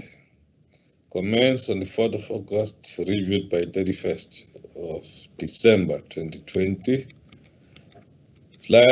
Point number 13, the complainants of domestic violence cases.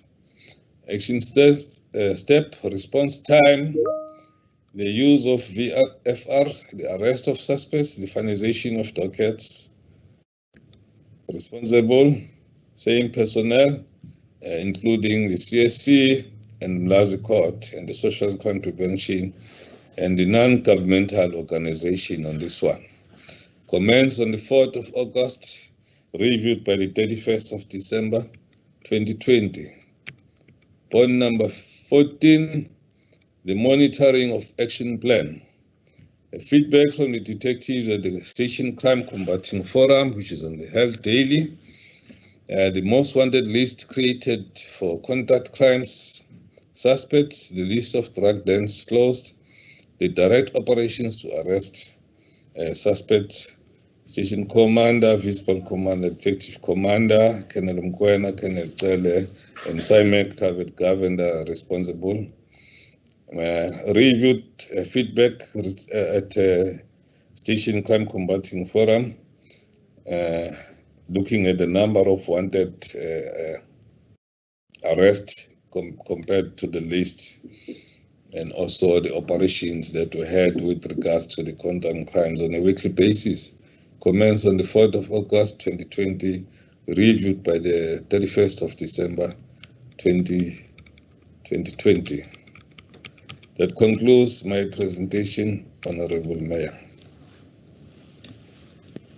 Siyabonga kakhulu Colonel for your presentation. Kulesi sikhathi sifisa ukubonga ama comments esiwatholayo ama participants ethu, particularly sifisa ukubonga kakhulu Bishop Bheki Mchunu nge-comment yakhe acknowledge igalelo lika Baba uMbimbi earlier on.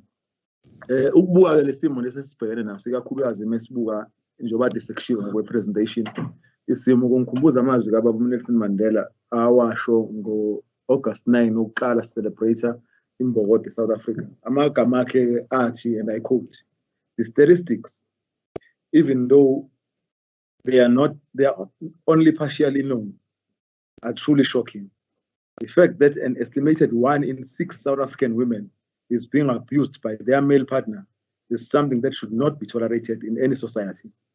This pervasive violence against women has, as one of its most extreme expressions, the terrible phenomenon of serial murders. We must eradicate this violence against women." Unquote.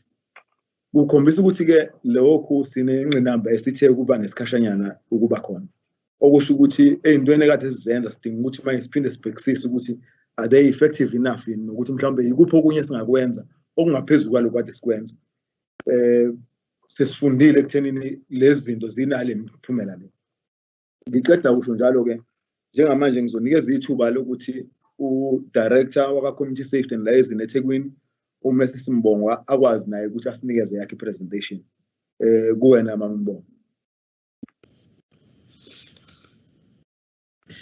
Thank you, Program Director.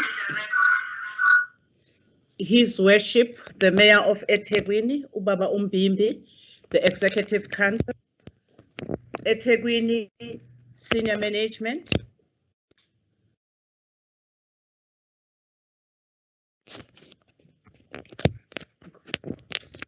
eThekwini Senior Management, SAPS Senior Management, Metropolis Senior Management, amakhosi aseNdlunkulu, abefundisi, izinhlaka zonke zomphakathi ezilwa nobugebengu, izakhamuzi zonke zaseThekwini and all protocol observed. Ngithanda ukuthatha leli thuba ukuthi ngibonge kakhulu umsebenzi omuhle owenziwe uMbimbi njengane executive mayor yaseThekwini ukuthi abheke ukuthi singenzani sibambisene ukulwa nobugebengu osebudlangile eSouth Africa. I-presentation yami ibheke kakhulu kuma community crime fighting structures.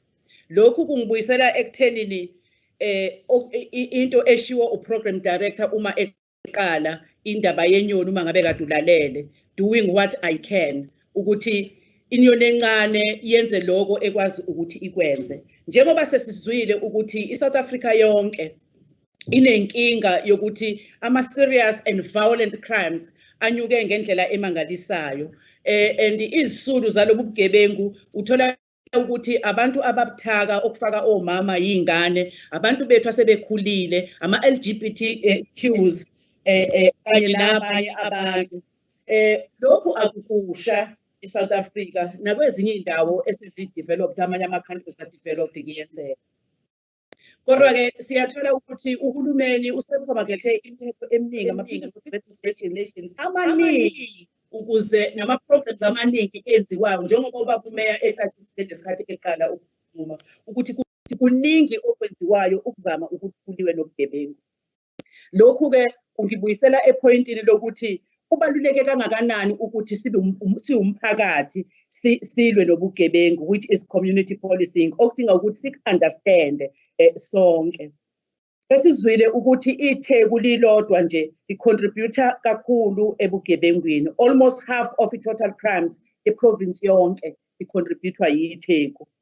Mhlawumbe kungabaluleka ukuthi sibone ukuthi iqhaza lethu lingakanani ngokwenze njalo. Lokhu-ke ukwenza ukuthi sibheke izindlela ezintsha okumele ukuthi sizisebenzise. Ngicela uqhubeke neslide. Slide number 2. Kuyadinga-ke ukuthi sibheke ukuthi senza kanjani ezinye zezinto. Uma ngabe siqala sibheka ukuthi community policing isukaphi, isihambile i-community policing eside isikhathi kusuka kuma-1980s. Kuningi esesikubonile ukuthi singakwenza sibambisene siyimphakathi kanye namaphoyisa. Uma sibheka nje siyathola ukuthi ya-adoptwa uhulumeni wase-South Africa emveni kokuthi nje kungene uhulumeni wentando yeningi. Lokhu kwenza ukuthi kushintshe izinto ukuthi kungabi bikho i-reactive policing, kodwa kube khona i-policing ezoba proactive and nokwenza izinto ngendlela ehlukile. Ake sibheke-ke ukuthi yini ama-factors enza ukuthi size sishifte siye kwi-community policing. Of course siyazi ukuthi siphuma esimweni lapho i-history yethu lapho kade amaphoyisa esebenzisa indlakadla, esebenzisa amandla. So njengamanje sesikwi-policing ekwi-democratic. Futhi sibuye sibheke ukuthi amaphoyisa engakanani amaphoyisa compared to umphakathi. Ngilalele i-presentation ekade yenziwa uKenneth Ndlovu laphayana. Iyashaqisa ukubheka ukuthi iphoyisa lilinye libhekele abantu aba-1,300. Ilokho kokwenza ukuthi sibheke ukuthi ngempela ama-community crime fighting structures abaluleke kangakanani. Lokhu futhi kuyasikhombisa kuma-international trends that we really need community policing. I-realization futhi ukuthi i-crime is a complex issue. It's a complex societal problem, and we know ukuthi lezi zinto zenzeka behind closed doors. Ezinye zazo zenzeka bazi abantu abasondelene nezisulu bathule mhlambe babagcindezele. Singabala ama-cases amaningi kakhulu othola ukuthi umuntu after 20 years arrayishwa usekhuluma manje uyakuveza ukuthi umzali wami wayazi ngenxa yokuthi kwakade ku-involved ubaba noma u-stepfather noma umalume ngatshela ukuthi angikhule. Now that I have got the mouthpiece isibindi sokuthi ngikhulume sengiyakhuluma manje. That is why we are saying we realize ukuthi it's a complex social problem. Also ama-diverse crime patterns and trends, participatory democracy, noku-ensure nje ukuthi amaphoyisa-ke awa-abuse ipower yabo njengoba kade sengishilo. I-community policing, mhlambe kuyadinga ukuthi siphinde siyibheke ukuthi this is a philosophy noma indlela yokucabanga. and strategy noma or a method to apply le philosophy.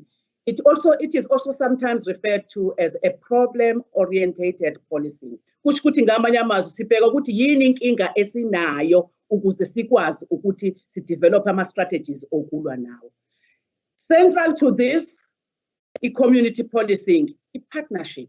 So our partnerships are critical in every respect ukuze community policing yethu ibe effective.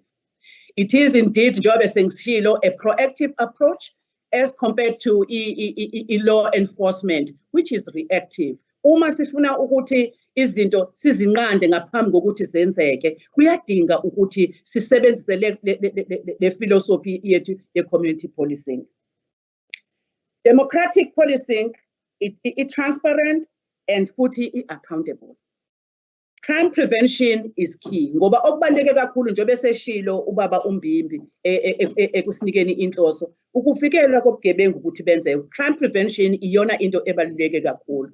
Uma ngiquote lapha yana uNewman ka 2005 uthi crime prevention in its true sense yenza isho ukuthi we address the socio-economic and environmental factors that gave rise to crime rather than only enforcing the law after it has occurred. Simzwile ubaba uMartin Xaba laphayana esho with strategy safer cities ukuthi we definitely need to address ama-environmental factors as well as ubaba uMayor socio-economic factors than enforce ilaw. Kusho ukuthi ngamanye amazwi ukuthi law enforcement amaphoyisa kube yiwona ahamba phambili, that is reactive ngoba kusuke sekwenzekile asenze izinto zingakenzeki asiprevente kungakenzeki. Kanti futhi uma ngiquote laphayana ukuthi i-United Nations Drug Office on Crime ya 2010 ngivula ama-quotes ithi crime prevention comprises of strategies, measures that seek to reduce the risk of crimes occurring and their potentially harmful effects on individuals and society, including fear of crime, by intervening to influence their multiple causes. That is crime prevention. Kanti Catholic University of America 2015, crime prevention is the anticipation, recognition, and appraisal of a crime risk and initiating of some action to remove or reduce it. So that is crime prevention. Konke lokhu kuyasibonisa ukuthi crime prevention really needs our collective approach and our collective participation in reducing or fighting the crime. Njengoba sengishilo-ke asikwazi ukuthi sikwenze lokhu singenzile ubudlelwane ama-partnerships amongst ourselves. The cornerstone or an important quality or feature of which something depends on is based on community policing, which is the fundamental principles of which something is based. These features or this feature or this principle, it is sacrosanct. This means it is non-negotiable. It's a principle that is too valuable to be interfered with. So a partnership is very, very important. It's just non-negotiable. Preventing crime has been a priority for all government departments. Njengoba sikubona ukuthi ama-government departments wonke ayayifeaturisha i-issue ye-crime prevention. Ngenxa yesikhathi singabala izinto eziningi kakhulu ukuthi, for instance, i-housing, you need crime prevention before you build izindlu. You need to think of ukuthi kokwenzeka kanjani uma ngabe izindlu sezisondelene kakhulu, njengoba sibona ukuthi socio-economic factors are contributing a lot towards crime prevention. Preventing crime has been a priority for all government departments and culminated in the launching National Crime Prevention Strategy in 1996. As it emphasizes the prevention of crime rather than entirely relying on a criminal justice process. We should see as early as 1996, there's quite a number of pieces of legislation that has been enacted to try and support and how do we prevent crime? As early as 1996, it was enacted with the National Crime Prevention Strategy. Prevention of crime is very important. We cannot rely on a criminal justice system. We cannot rely on the arrest of offenders. We need to organize ourselves, to form partnerships in our own communities to fight the scared. It is also based on the idea that the South African police services alone, of course, cannot reduce crime. Uningo sekushiwo amaphoyisa angeke akwazi ukwenza lutho ewodwa. Imiphakathi, inhlangano ezizimele ama-NGOs, ama-community-based organizations, ama-faith-based organizations. Siyajabula nje ukuthi thina lapha eThekwini sinama-active faith-based organizations or interfaith. Nama-respective government departments, njengoba sihlangene sisonke njena, are responsible for the reducing of crime. Therefore, a reduction of crime is not only the responsibility of law enforcement. We cannot be looking at SAPS and Metropolis and saying, ibona okufanele balwe nobugebengu. Kafushane ngathanda ukuthi ngikhote the few mandates okuyiwona asinika igunya noma asikhuthazayo ukuthi sikwazi ukuthi silwe nobugebengu noma siformishe these partnerships. The Constitution South Africa, Section 205, it states that the object of SAPS is to prevent, combat and investigate crime, maintain law and order, protect and secure our inhabitants and their property, and uphold and enforce the law. That is specifically for SAPS. But when you look at Section 206 of the Constitution, it mandates establishment of provincial entities. That is where the department Ubaba Umpemba, the Department of Community Safety and Liaison is born. It says it mandates the minister to do these things. To monitor police conduct, the department should monitor police conduct. It should oversee ukusebenza kwamaphoyisa ukuthi effective and efficient kangakanani i-police service endaweni esiphila kuzo. Bese iphinda futhi ipromote good working relations between the community and the police. Therefore, partnership, a part and parcel of us to ensure ukuthi we promote this partnership, this relations between umphakathi kanye namaphoyisa. Bese se-assessa futhi ukuthi amaphoyisa are-effective kangakanani ekuhambahambeni emphakathini yethu ku-visible policing. Siyazi ukuthi kuna-service delivery protest, we need amaphoyisa lapho. We need to assess, sinikwe igunya i-constitution ukuthi kufanele sibheke ukuthi ayabonakala yini amaphoyisa emphakathini ukwehlisa izinga lobugebengu. Aphinde-ke axoxisane ne-member of executive council, that is our MEC, on matters relating to crime and policing in the province. A piece of legislation there that gives a department of community safety and liaison. Going forward, in a white paper on safety and security, 1998, in local government, and this is very critical, local government plays a key role in the safety, crime and violent prevention. And that is why I applaud our honorable mayor for leading the fight against crime, because this is the mandate that is given to local government to do such. And in 2016, it proposes that a whole government and a whole societal approach, reaffirming that building safer communities is a collective responsibility of both government and citizens. Therefore, we cannot sit back and say, uhulumeni akabona ukuthi wenze njani ngobugebengu, sakhathala ubugebengu, uhulumeni akenzi lutho. Uhulumeni as early as 1998 wathi asibambisane. 2016 waphinde wa-reaffirma futhi ukuthi lokhu kuwumsebenzi kahulumeni kanye nezakhamizi. So therefore, it calls for institutional arrangements to facilitate integrated and multi-sectoral provision of crime and violent prevention services through intergovernmental structures and mechanisms. Isikhathi sokukhuluma sesiphelile, ngakho kubalulekile ukuthi sibambisane sonke inhlaka ezihlukahlukene kanjalo nama-government departments as well. Ukuqhubeka kwama-mandates, i-SAPS Act ikhuluma ngokuthi akwakhiwe ama-community police forums, ukuthi in each and every police station kufanele kube khona i-community police forum. Bese kuba khona i-policy that was developed ekhuluma nge-establishment of community safety forum.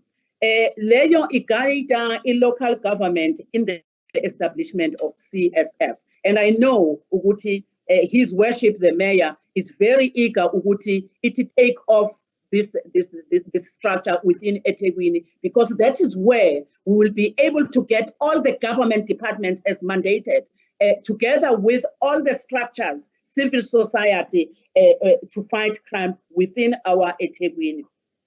Bese-ke i-Department of Community Safety and Liaison develop a community liaison framework, which is a roadmap yoku ensure ukuthi multi-sectoral participation in the crime prevention initiatives, which means bonke abantu kusuka emazingeni aphansi at a local level, at a street level, going up to a district level, up to a provincial level. Bonke laba bantu, they participate kuma crime prevention initiatives. And lokho kusho ukuthini? Kusho ukuthi wonke umuntu kufanele abambe iqhaza ku crime prevention. Wonke umuntu kufanele alethe umbono wakhe ngoba asikwazi ukubona into eyenzeka emakhoneni when we understand kangcono because kuleyo ndawo. It is very important ukuthi participate uze nembono yakho ku crime prevention, including ama-ward committees where voting district safety teams are established, need to be established, street committees need to be established. People are beginning, and it's very recommended, like Ubaba Umeya said in the beginning, Uguti, let us be activists against crime. Let us develop technological means at our local level to address crime. I was very happy, Uguti, in our street, we were joined by former Major General Mekute. The moment she came to the street, she created a WhatsApp group. What introduce abo makelwane ngicela ukuthi ningiphe inumbers zenu ngoba icrime kule street sethu iphezulu kakhulu kubalekile ukuthi sibhekelane. Those are the kind of things that we are talking about, involvement of the community in the fight against crime. If you look at the crime prevention, there is primary, secondary and tertiary crime prevention strategies. Primary focus on the environment that would result into crime, like keeping abantwana ingane occupied through sports, mhlambe badlale benze izinto ezithize. But uma sibheka at a secondary level, ilapho sesibheka khona ama preventative measures at individual level noma kuma communities. A typical example eyokuthi kube khona a poverty eradication program aiming at improving livelihood of individuals or families. Ubaba Umeya did mention this in his introduction or purpose gathering. La tertiary level, ilapho ke sesibheka ukuthi asebezeke babhekana nengalo yomthetho baze benza ubugebengu. Senza kanjani ukuthi sivimbe ukuthi bangabe besaphinda futhi bakwenze lokho. Kubalulekile ke ukuthi sibe nama sessions whereby we facilitate ama ex-offenders reintegration back to communities. There's quite a number of people who have been incarcerated who are willing ukuthi basize ingane ukuthi zingaweli kuloko nokuthi basize abanye sebephuma khona ukuthi abaphindi babe ama-offenders again. Law enforcement, that is part of the crime prevention. All visible policing such as ama-patrol, stop and search. Sesiyabona ke manje ukuthi law enforcement ngenxa yokuncipha kwenamba yamaphoyisa akhona to i-ratio yethu esiyibukile akuselula ukuthi laba bantu benza ama-patrols bezo stop and search, but it's important ukuthi ukuze kube khona i-crime prevention abenze lama patrols or stop and search njengoba kade esho uKenan Dlovu ukuthi they do conduct these patrols now and again, but would have loved ukuthi bahambe kuona wonke ama-strats babonakale babe visible, but stop and search because most of the crimes enzeka ngaphansi kwethu sibuka imoto zidlule, but they need to be effective as well. When they do these stops and searches, they need to be very effective. We've seen ukuthi imoto ama-truck alayisha esiwathatha ngokuthi alayishe izinkwa, alayishe imoto ezintshontshiwe. Therefore, when they do a stop and search, it needs to be thorough as well. Crime prevention through environmental design, Ubab Mayor did touch on this. It's very, very important ukuthi sibe involved in preventing crime through these structures. I know that we use ama-burglar guards, alarm systems. I was watching one of the programs whereby a lady from America was terrified when she came to South Africa, when she saw high walls in our houses. And to her, she said, "Hey, I don't feel safe in this country. You see by high walls, Uguti, there is quite a high rate of crime. But that is the form of trying to prevent crime." And then we come to the very critical one, which is social crime prevention, which is focusing on complementing umsebenzi wamaphoyisa through various initiatives, such as awareness campaigns, dialogues, etc. And these are very critical, Honorable Mayor. I think as the community, as the various structures of government, we need to have less talk and have action, because these crimes are affecting us and are affecting our communities and are indeed affecting the economy. So these are very, very important. Abantu needs to be aware ukuthi uma kwenzeka icala endaweni ethize ubani okufanele ngimthinte ukuze kwazi ukuthi kwenzeke okuthize ngaleso sikhathi. We do have quite a number of vehicles ke esiwasebenzisayo ukuthi sisebenze nemphakathi. Coming to ama-vehicles esiwasebenzisayo, njengoba sengichazile phambilini, we've got a CPF, which is a legislated entity. Umsebenzi wawo ukuthi usemente noma uqinise ubudlelwane phakathi kwamaphoyisa nomphakathi. Umobilize imphakathi, xoxisane nomphakathi, ulwe uba ama-activist against crime. Ukuthi ubheke ukuthi amaphoyisa ayaxoxisana nemphakathi. And I want to commend uMayor namaphoyisa, Brigadier James, o leader i-delegation. I-presentation yanamhlanje, now this is exactly what we are looking for. To be informed of what is happening in our vicinity, in our policing precinct, so that sizokwazi ukuthi sibe neqhaza esilidlalayo. So community policing forums are actually expected to do that, not be complainants, but make sure ukuthi they mobilize umphakathi, bawazise umphakathi ukuthi these are the kind of issues, but also making amaphoyisa accountable. The Community Safety Forum is at a municipal level, and it's chaired by the Honorable Mayor, and it comprises of all justice, crime prevention and security cluster departments and other departments within the municipality. And therefore, the focus here is much wider, dealing with safety issues. You talk of human settlement, you talk of safer cities, and so forth. And then we've got iy'nqola esinazo esifanele sizisebenzise, ward safety committees, which are situated at a ward level. We've got 103 wards within eThekwini. Therefore, we should be having ward safety committees at a ward level, which are effective vehicles to fight crime. Those are the structures that should be effectively dealing with crime. We need to look at our voting districts. At a voting district, and the one in the voting district, we need to establish a safety team. Their safety team, they show that there is an effective street committee as was within that street. Because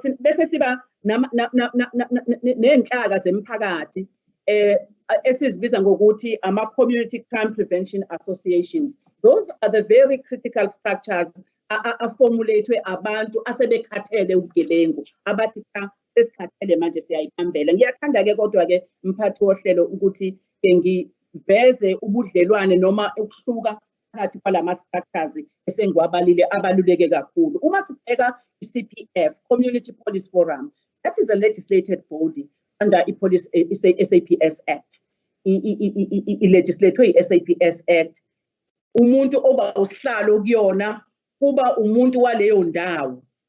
Ilunga lomphakathi elikhethiwe eli-reside within that policing district. Lifocusa kuma-policing matters ngaphansi kwaleso siteshi leso.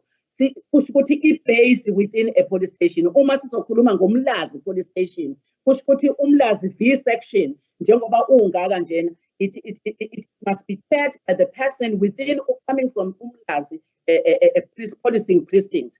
Ibe futhi base emlazi. Same as uBhekithemba. We cannot have CPF eyodwa for Bhekithemba police station and Umlazi B section, because if you talk of Umlazi, we're talking of 2 police stations. Therefore, it must be a CPF within Umlazi. They must have 1 B section, then they must have 1 at Bhekithemba police station. When you look at CSF, sorry, there's a spelling mistake there. Community Safety Forum. That one is policy directive. It's a policy directive that was signed by the former Minister of Police. It's chaired by the mayor. Njengoba ubaba umayor nje ethathe ebambe iqhaza lokuthi enze iTheku libe safe. I-policy directive is giving him the mandate ukuthi achere i-Community Safety Forum. Yenzani umsebenzi wayo, i-attend to all the matters pertaining to the entire justice, crime prevention and security cluster ecosystem. It covers the entire municipality, all the 103 wards within the eThekwini municipality. Then when you come to community crime prevention associations, this is a new child in the block. It's a child that is established by the members of the community. It's community organizations who are saying, we are tired of sitting back and looking at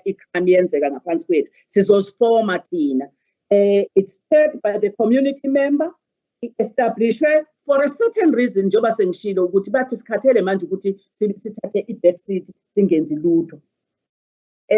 Yenzele ukuthi address a specific problem.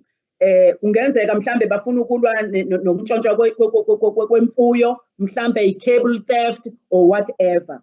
And it based at a local level.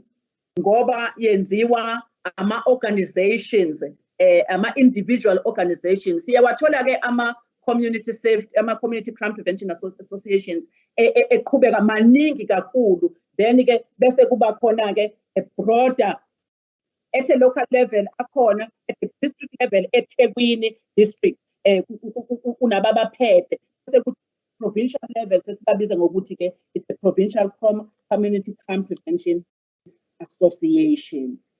Ngenzela ukuthi sibone ukuthi kunomahluko. Uma ngabe sibheka eThekwini njenganomasipala nje sinama CPF awu-42, but their functionality and their effectiveness asiyazi. We may have done as a department, njoba sibonile imandate department, we may have evaluated these CPFs, but how effective and functional are they? It's a question that needs to be answered today. Uguti Tina, as communities, as CPF, are we effective enough to do what we are expected to do as legislated or mandated? And there's quite a number of community-based organizations that are under umbrella here, community crime prevention associations. We've quite a number of them. Ngabala nje osandla sensimbi, kukhona nabemfuyo ngapha eMlazi uma ngabe uya ngapha eDurban South nako West, maningi kakhulu akhona emphakathini. How effective are they? Sinama ward safety committees. Engikwaziyo ukuthi we have established 110 or ngicela ucorrect lapho ukuthi sesa-add ama-committee ama-ward safety ama-wards seku-110. We have 110 committees that are established, but their functionality is not known. That was established in 2009. ECSF, eThekwini Community Safety Forum, is yet to be established. And I know ukuthi we are sitting in a hot seat from the Honorable Mayor Ngoba. He's been pushing ukuthi, when are we establishing the Community Safety Forum? Now, how do we go forward, ladies and gentlemen, from where we are? Ubugebengu ne-violence besesishilo ukuthi it's a societal issue and it is very complex. Inquba kaxaka into ongazi ukuthi uzoyichaza uthini. So idinga ama-strategies asuka kithina sonke. Kusho ukuthi ngamanye amazwi wonke umuntu oyisakhamuzi saseThekwini kufanele azibheke, unelungelo lokuthi akeze akakanaye alethe eyakhe imbono ukuthi kungenzewa njani ukuthi kuliwe nalobo bugebengu esibhekene nabo, njengoba kwi-country yonke siyafeaturisha ikakhulukazi eMlazi njenganabantu abanobugebengu phezulu. Uma ngempela kufanele ukuthi sishintshe izimo, sibone ukuphepha, sibone lezi zinto esifuna ukuthi sizibone ngo-2030 i-National Development efuna ukuthi iyibone, kufanele ukuthi wonke umuntu athi come back to basics. Wonke umuntu enze sure ukuthi uneqhaza alibambayo. Ungabi ukuthi ngizosukuma kuphela ngoba naku sebuthinta mina ubugebengu noma sebuthinta umakhelwane wami. Let us all stand up. Umbono wakho nawe ubaluleke kakhulu, because we are all involved, we are all affected by this sketch. What is most important is the active participation of our communities. It's very important ukuthi sibe actively involved for our own safety. Ama initiatives, imibono yethu njenganomphakathi, it's very important. Ukukhulumela emakhoneni, sigxeke abantu abathize, akuzusiza, kumele ukuthi sibe ama-active partners in the fight against crime. I-community policing, i-provider i-space soku-addressa lama safety challenges, ngoba yona ifaka umphakathi, abantu kakhulu ukuthi babe involved. And organic interventions, ngiyayithanda lena yama-organic interventions, ngoba imbono lena esuka kithi engekho sophisticated. You don't need to be educated. You don't need ukuthi wazi izinto ze-policing ukuze ulethe ama-initiatives akho ukuthi ngicela ukuthi kwenzeke kanje. Wena okwakho ukuthi ulethe nje imbono ukuthi mina bengibona ukuthi akwenzeke kanje. Uma ngikhuluma ngo-back to basics, ngikhuluma ngembono yabantu abadala esikhule siyibona kubazali bethu. Ngesikhathi sobandlululo othola ukuthi abazali bethu banemqondo ethize yokuthi izinto zingenzeka kanjani. That is what we are talking about. Innovative interventions, iwona esiwadingayo, that would be systematic, abe coherent, abe comprehensive, futhi abe collaborative, ahlanganise sonke. Sibona ukuthi ikona lokho okuyosisiza sibambisene. Akukho okunye umlingo ozokwenzeka ngaphandle ukuthi mina nawe njenganezakhamuzi sibe involved ekutheni sibe safe. Let us stand up as the community of eThekwini. Be the member of the CPF in your own area. Be a member of a community crime prevention association if ungakwazi ukungena kwi-CPF. But moreover that, be a member of a street committee. Contribute to your own safety. Ngicabanga ukuthi mphathi hlelo ngizoma lapha, ngiyabonga.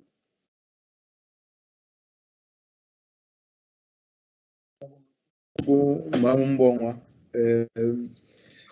presentation yakhe. Whilst the Professor Hampson is getting ready to do the next presentation, I just wanted to touch on something here. The issue of crime prevention vis-a-vis the issue of crime prevention in terms of us being proactive and us being reactive. I normally tell people that whenever we prevent crime, that is much more cost effective than reacting after a crime has been committed. A typical example that I make often is that of a young boy, say a 15-year-old, who goes to a local supermarket and steals just a bar of chocolate, which would cost less than 20 rands. And then he's then seen in the CCTV camera. He's caught by the guys in the shop. They then start calling the police. The very fact that they are now spending time detaining him is already a cost. And then they make a call, and then the police drive from the police station to the shop to pick him up. They take him to the police station. They start processing him. They use ink. They use paper. They start the process, and then they detain him. Then we have to feed him 3 times a day. And then after that, we then transport him to the court, where a magistrate and everyone else is sitting discussing the issue of a slab costing us less than 20 rands. And then after that, when this guy gets sentenced, he's then taken to Westville prison and he spends 90 days, and we are feeding him 3 times a day. And then if you look at the cost of what he had been stealing, and if we had prevented that, then we would have saved a lot of money that now is gone down the drain. So I always am a proponent of proactive policing and crime prevention. So that's basically where I come from. With that being said, I would like now to welcome our new presenter, which is Professor Hampson from the DUT. Over to you, Professor. Thank you very much indeed, and I'm very happy to be present. Yeah,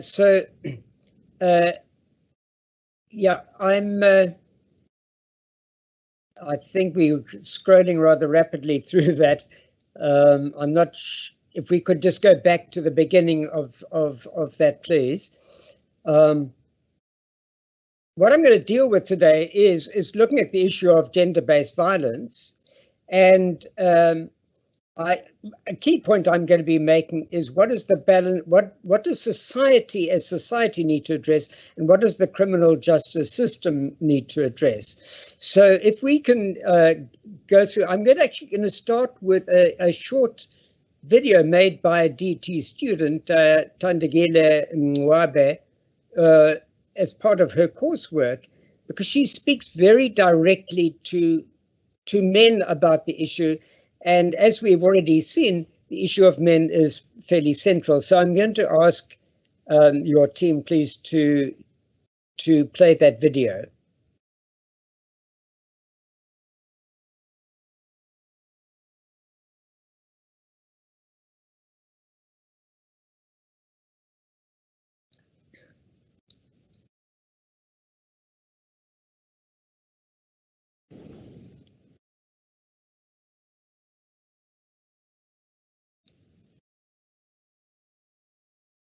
I just like the video because she speaks very directly to men in a way which is not blaming men, but challenging men.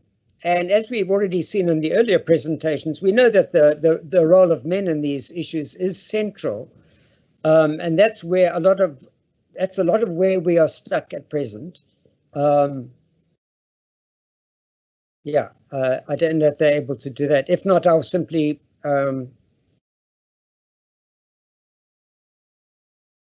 proceed. They are working on it, Professor. You can proceed, Solomon. Yeah, I can.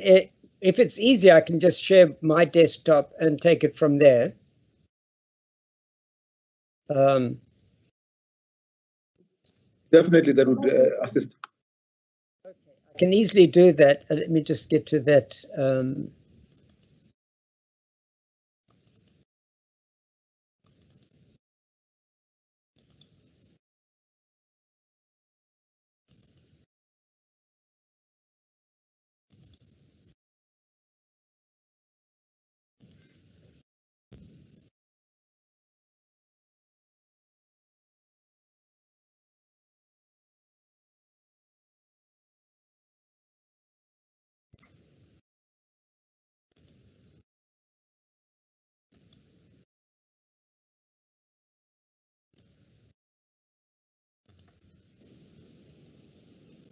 understand. But when I look around, I see what's being done to my kind.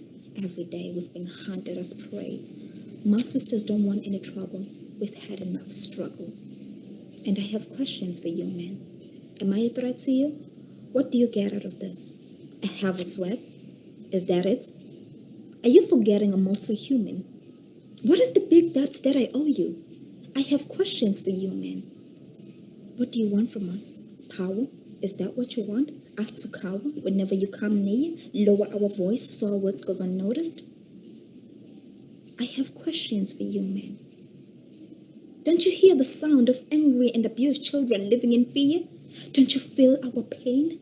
What is it that you did so wrong for you to hate us this much? I have questions for you, men. When is it gonna end? Because for my sisters, I refuse to back down. When you're gonna realize what you're doing is not okay? Because I refuse to surrender to you. How did we get here?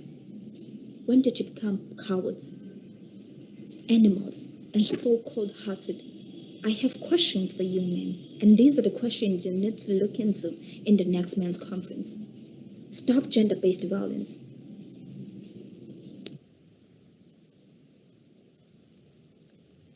So that's a really tough presentation by this young woman. And yeah, if we can proceed on the screen through the presentation. One of the issues it raises, of course, it confronts us very directly with the issues. And when we move into the area of policy and strategies, you know, inevitably we have to deal with so many different cases. We lose sense of the immediacy of some of these things. So can I ask the team just to go to the next two slides down? Yes, the next one after that. All right. So this is based on my own research with young students, but I've been listening to yours for young people, in particular from townships, I think, speaking about their own experiences, including situations where they are caught up in abusive relationships, sometimes though also as victims of abuse. Yes. So if we can scroll down. And I've been hearing such a range of different experiences from young men and young women, partly through my involvement in sport, partly through my involvement in education, and then, of course, reading and the current debates about gender-based violence. Right. So we scroll down. A few key points I want to make is that actually defining gender-based violence is not easy. And the reason is that we don't always know if a specific incident is related to gender, especially when it comes to violence between men. You know, if a man is being targeted because he's a bit soft or feminine, well, is that gender-based violence? So, and we can ask these questions. We don't always have to get the exact right answer. My second point is that we do live in a society where people are punished a lot. So whenever the topic of gender-based violence comes up, often there's a reaction in terms of we must punish perpetrators. But we now know that this is of very limited use. We already punish perpetrators. We don't catch most of them anyway. And the people who do the perpetrate are often people who are very, very reckless, people themselves. They take risks. But another key point is that we cannot expect the criminal justice system to pick up the responsibility in this area. It's impossible for it to bring the change on its own. It can help, but basically it's a problem of society, and civil society in every form must take action to stop gender-based violence, as well as governmental structures. So if we continue then to what are the patterns? Well, as we heard earlier, I mean, perpetrators are really generally men. What's often missed, though, is that the victims of direct violence are mainly men, but of course, not mostly at the hands of women, mostly at the hands of other men. And we know that violence is racialized in this society. It's a very racialized society. It's not surprising that violence is related to race and age. So the most likely victims of direct violence are Black and colored young men. That comes from Kopano Ratele, a researcher, a very strong researcher in this area. If we look then at the next slide to look at the patterns of assault, you will see, if we look first, that the basic pattern of assault and murder is primarily men on men, much lower women on women. And then, of course, men using violence against women, physical violence, and a lesser figure of women using violence against men. Men often refer to grievances around this area that women do this to men, and it is true. However, it's just not the primary relationship we see. If you're a man in that situation, it's very unpleasant, hurtful for you. But statistically, that's not the norm. So if we look at sexual assault and rape, the picture is very different in the sense that there's some sexual assault by men on men, or perhaps a little bit by women on women, but the overwhelming pattern across the society of sexual assault and rape is by men on women, and very little from women towards men. So that's that's not meant to be statistically defined, but just gives you a rough idea of the whole picture. What's missing, though, is other aspects of violence, like women experience a great deal of fear of violence generally. For example, women in areas like taxi ranks experience a sense of threat that generally men do not experience. And any form of violence, any situations where one group is being privileged over another can be seen as an additional form of violence, even if it doesn't involve sexual assault, homicide, and so on. Okay, if we go ahead then, so one thing we are not asking, we ask men to end violence against women, but somehow we bracket out men's violence against men. But surely these are connected with each other. These are not separate things. It's very hard to say we want to end violence, but only that kind of violence and not the other ones. Because if our society encourages men to be violent against men, they're not suddenly magically going to stop when it comes to women. And that's a fundamental point about what we can do in terms of the way we think about the issues. We need to problematize also violence by men against other men. If we go ahead, there are three main areas, I think, that underlie gender-based violence. If we go down. Oh, yes.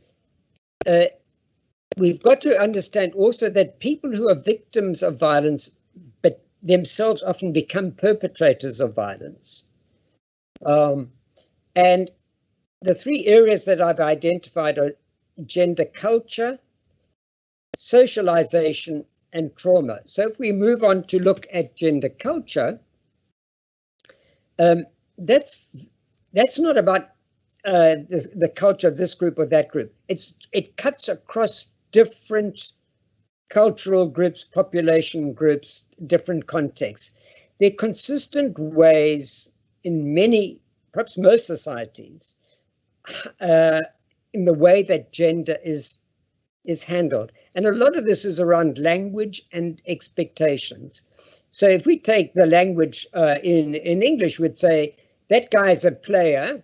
If he has a significant number of sexual partners, we'll say he's a player. But we'll call a woman who does that a bitch, or in isiZulu, isoga, or isfebe. And that language feeds into violence, and this point really needs to be understood, because it serves to justify violence against women in particular. If we continue then to look at some of the messages from our gender culture, these ideas of men being strong and must be protectors, men are leaders, women are weak, these are not helpful messages, as I'll explain. The idea that men don't have emotions and a man cannot ever be beaten, these messages become problematic. So if we look then at further on, a man who speaks of his problems is seen as weak. We actually have to change these dynamics. So in reality, if we look at the next slide, we'll see that, if we think about it, women also can be strong. Women can also be leaders. Men do experience very strong emotions, and typically men deal with those emotions often through fighting, through drinking, through taking drugs. And we shouldn't be always judging men's lives in terms of winning or being beaten or being a success or not being a success. Men can be very effective in caring for others. I remember from my time in the Surf Lifesaving Club, just asking one of the young lifeguards to look after the small children in the house. He'd often be extremely good at it, would know exactly what to do. But these messages of culture damage men, damage women, damage relation between the genders. They're persistent and they're very limiting. So socialization clearly relates to this. It relates to gender culture. It's the messages we give young people about being a boy or being a girl, being around sexuality and so on. And it teaches people that, boys and girls are very, very different. They do different tasks. And then if they step out of line, they need to be punished to make sure they conform. So eventually people growing up patrol themselves when men have problems with their emotions, they feel they cannot as a man deal with that issue. They have to somehow just cope on their own in isolation. This is not healthy. If we go then through to the third point, trauma. We live in a very violent society. We know where that violence comes from. The history is there. But we really now we understand something we didn't understand before, that even if you grow up not in conditions of violence, there is trauma that is communicated to you from previous generations. That the significance of what happened to our ancestors is present even in our DNA, they now understand. So it's not just your own direct experience of violence, but we also have a lot of direct experience and exposure to violence, and this develops anger, hopelessness, and despair. So then the question comes up, how do we deal with these? So to address trauma, we need opportunities where people can speak of their experiences, of what they've been through, of how they feel about things, because we will not be able just to stop violence. But what we can do is address the way we respond to violence. And when we've done this work in different contexts, for example, in education, people in class will tell you, I'm talking about issues I have never spoken about before. There are very few places where people can be heard.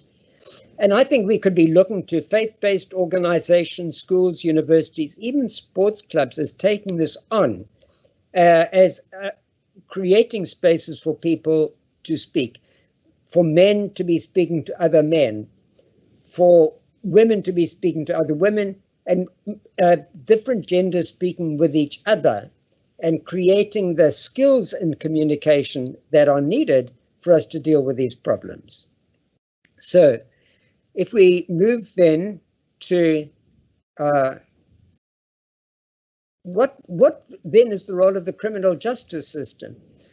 Well, one role obviously is for the people in the criminal justice system to be involved in diverting young offenders out of a system which always has the risk of making them worse. Secondly, people like police officers really need to be thinking about, not setting up rigid categories about this is gender-based violence, that's not, and treating them differently. Generally, all victims, including people who have also been perpetrators, all victims need handling with sensitivity and care, and of course firmness when necessary. But we need to reorient our thinking towards restorative justice. How can we heal people? How can we assist people? So I actually had to deal recently with a horrible situation with somebody I know actually murdered somebody else in a shebeen in Lamontville, a municipal employee. And then people took revenge by burning down his house, which was a blow not just to him, but to his whole family who are completely innocent. We have to get away from this idea of retribution in society. And we cannot expect the criminal justice system to resolve the underlying issues of injustice and hurt. That is really for us to deal with as a society. So if we go then to the next slide,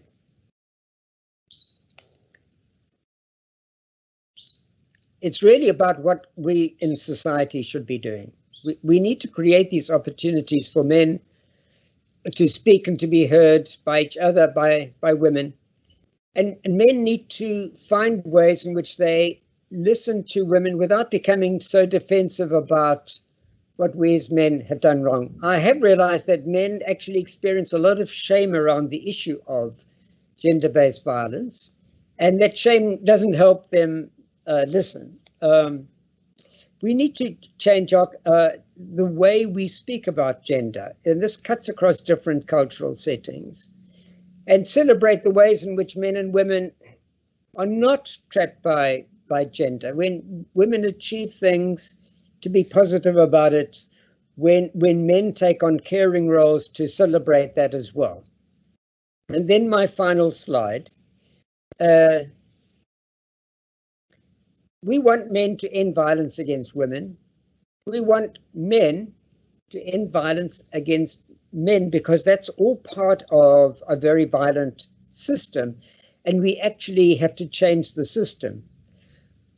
This often feels overwhelming, but in reality, a series of small steps can have a big impact in time. There's a specific area I've realized that young fathers, and there are lots of them, often do not relate to their children, and they say, I haven't paid damages or whatever it is. But it is so important for everyone concerned that those young fathers spend time with their children, especially when they're very young, being warm and affectionate and caring for them, looking after them. And it's good for the children, but it's also very, very good for those young men to get a sense of being caught up in relationships which are supportive of them and not damaging. And finally, this is around how do we infuse gender relations with a true sense of Ubuntu, about interconnections and mutual respect. Thank you. Thank you very much, Professor Emson. A very eye-opening presentation that you made. Thank you for the contribution. But I've highlighted a few issues that you touched on.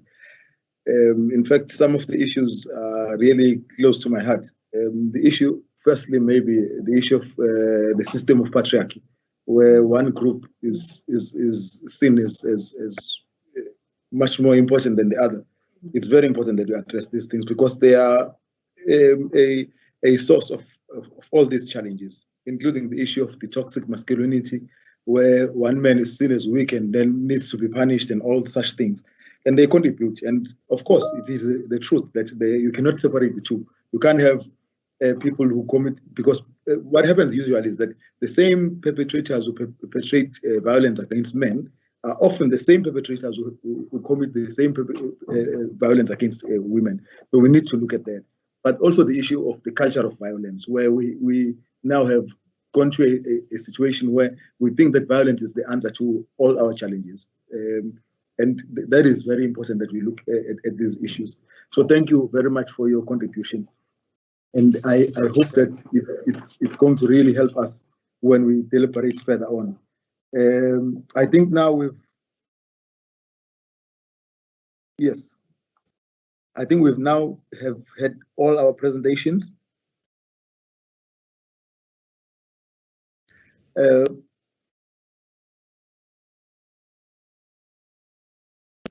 Last, but yes, the last presentation would be from Mr. Kusela Machigchela, who is now going to do the next presentation. Over to you, sir. Thank you very much. Greetings to Ubabu Mayor and the rest of our parts at eThekwini and all protocol observed. Our presentation comes from eThekwini Youth Development Office, to which young people, the youth office plays a central role in the lives of young people in South Africa. We wanted to partake in this and firstly define that the youth in its nature is understood as a very heterogeneous strata, which plays a role and is the one that is mostly affected by these challenges. The challenges that we know, those of poverty, unemployment, inequality, are at the center of the youth challenges in South Africa. So what is to be done? Programs alone cannot drive the youth agenda. We need more focus on employment, poverty alleviation, and an end to inequality. Government needs to drive a solid campaign against crime in our society. This is to tighten on law enforcement, and perpetrators must at all times be sent to jail. The youth office has started an awareness program around eThekwini. These programs are aimed at raising awareness against violence crimes. Majority or research shows that majority of these crimes by the youth are caused by substance abuse. Now, our programs are mostly centered around substance abuse, which is drugs and alcohol. We have had major successes. That we had a program where we had a marching Wamashu. We had partnered with SAP and Nitro. SAP specializes with the young people that want to be out of alcohol, and Nitro specializes with the young people that want to be out of drugs. Our partnership has yielded positive results in that one young person who said he has had enough, as part of the people that were confessing, he had enough of drugs and alcohol, was taken through a program by SAP of rehabilitation, and then the opportunities that were created, that NICRO organized employment opportunity for the young person. Post-rehabilitation, the young person was taken through, is now today a cab driver, the Uber driver. These are part of the programs and engagements that we continue to drive as young people in eThekwini. But we also call that we need to form youth ambassadors in every ward, whose sole mandate will be to work with law enforcement to make sure that we combat crime. These youth ambassadors must not be seen as young people that will be working against the community. They will be working with the community in a proactive manner to fight violent crimes that are caused mainly by alcohol and drugs. We also call that we need to conduct more research on why young people and people in general in our society to fight the scourge of gender-based violence. Together with men's sector, we've solidified the fight, and we're running programs to ensure that we create amadoda nakekelayo. This is not to say the sole responsibility that men must be general protectors and women must be given that inferior role so that men can be seen or acting as the ones that are superior. Ours is to respond directly to our cultural backgrounds, that we need a society where men play a meaningful role, that of being the leaders in the fight against violent crimes with women. Our next target, of course, would be Umlazi, where we will conduct an opportunities walk. This will not be just a general march as we have seen before. This will be an opportunities walk where the city of eThekwini will present opportunities that exist for young people, those that want to be away from drugs and alcohol. With our partners through SAP and NICRO, we will continue again to create opportunities where young people, when they're tired or they want to come out of the scourge, then they can be taken through that process. Also, our call for young ambassadors in every ward is based on the fact that we have realized that some of the problems that are created in society is that there isn't a patriotism that is created within young people. So young ambassadors will act as patriotic fronts within society, assisting the law enforcement to combat these crimes. As an office, we've also noted that we need a concerted effort together with the state and law enforcement to make sure that as we promote education and training, skills and entrepreneurship, we are doing so in a manner that the state also plays the role that all those that are found to be on the other side of the law, they are prosecuted accordingly. We will be working with the men's sector again in the month of September, to which we hope that the lockdown or the COVID as is now, the numbers would have gone down and South Africa would be allowed to gather, to share information, because we have had limitations in terms of how we then go about to organize society to fight against this scourge. Our role, of course, would be at the front, because we all know that young people play a central role in fighting these crimes. With all that and the unbalanced structure of our economy, it has played a huge role in young people being at the center. So we need, as we change, we need to focus also on the economic structure of South Africa and that of eThekwini. When there's low economic activity, young people, as energetic as they are, they then end up being in the wrong side of the law. I think our presentation will end there. Thank you very much. Siyabonga kakhulu kubantu abasha eThekwini. It gives us hope ukuthi if abantu abasha beyibambile, then it means the future yethu iqaqambile ezweni. Mengifisa nje ukudlula odabeni olulodwa lokuthi i-importance of the role of the community, as opposed to ukuthi si-rely kakhulu emaphoyiseni. A couple of months ago, I learned of an incident that happened in one of the areas within eThekwini. What happened is that a boyfriend and a girlfriend had a altercation on a Friday evening. So the boyfriend started assaulting the girlfriend Friday evening. Mind you, this is a rural area, so there is a number of households around, and even again there is in again. This guy assaulted the woman from Friday evening until Saturday in the morning. And when we woke up in the morning, he then locked the woman inside and went drinking on a drinking spree. He came back in the afternoon. He started assaulting the woman again from Saturday evening until Sunday morning. Again, on Sunday morning, he locked up the girlfriend and went on a drinking spree. And then he came back on Sunday evening and he started assaulting the woman. Only then did she lose her life. That is when the family then decided to go and report to the local CPF member, who then contacted the police. Now, the issue here is that this happened in a household where there are other family members. They could have played a role in preventing the incident. There are also neighbors who probably heard the screams of the woman, but they could not do anything. So this then says to us, as a community, we also have a big role to play in trying to address some of these issues.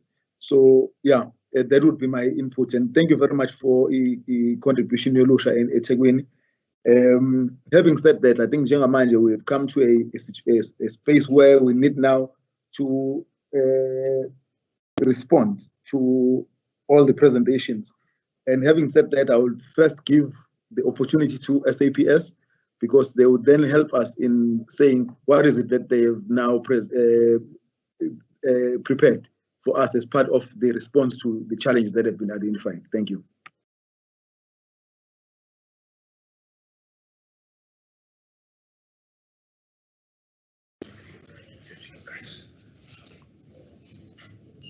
Good afternoon, Honorable Mayor.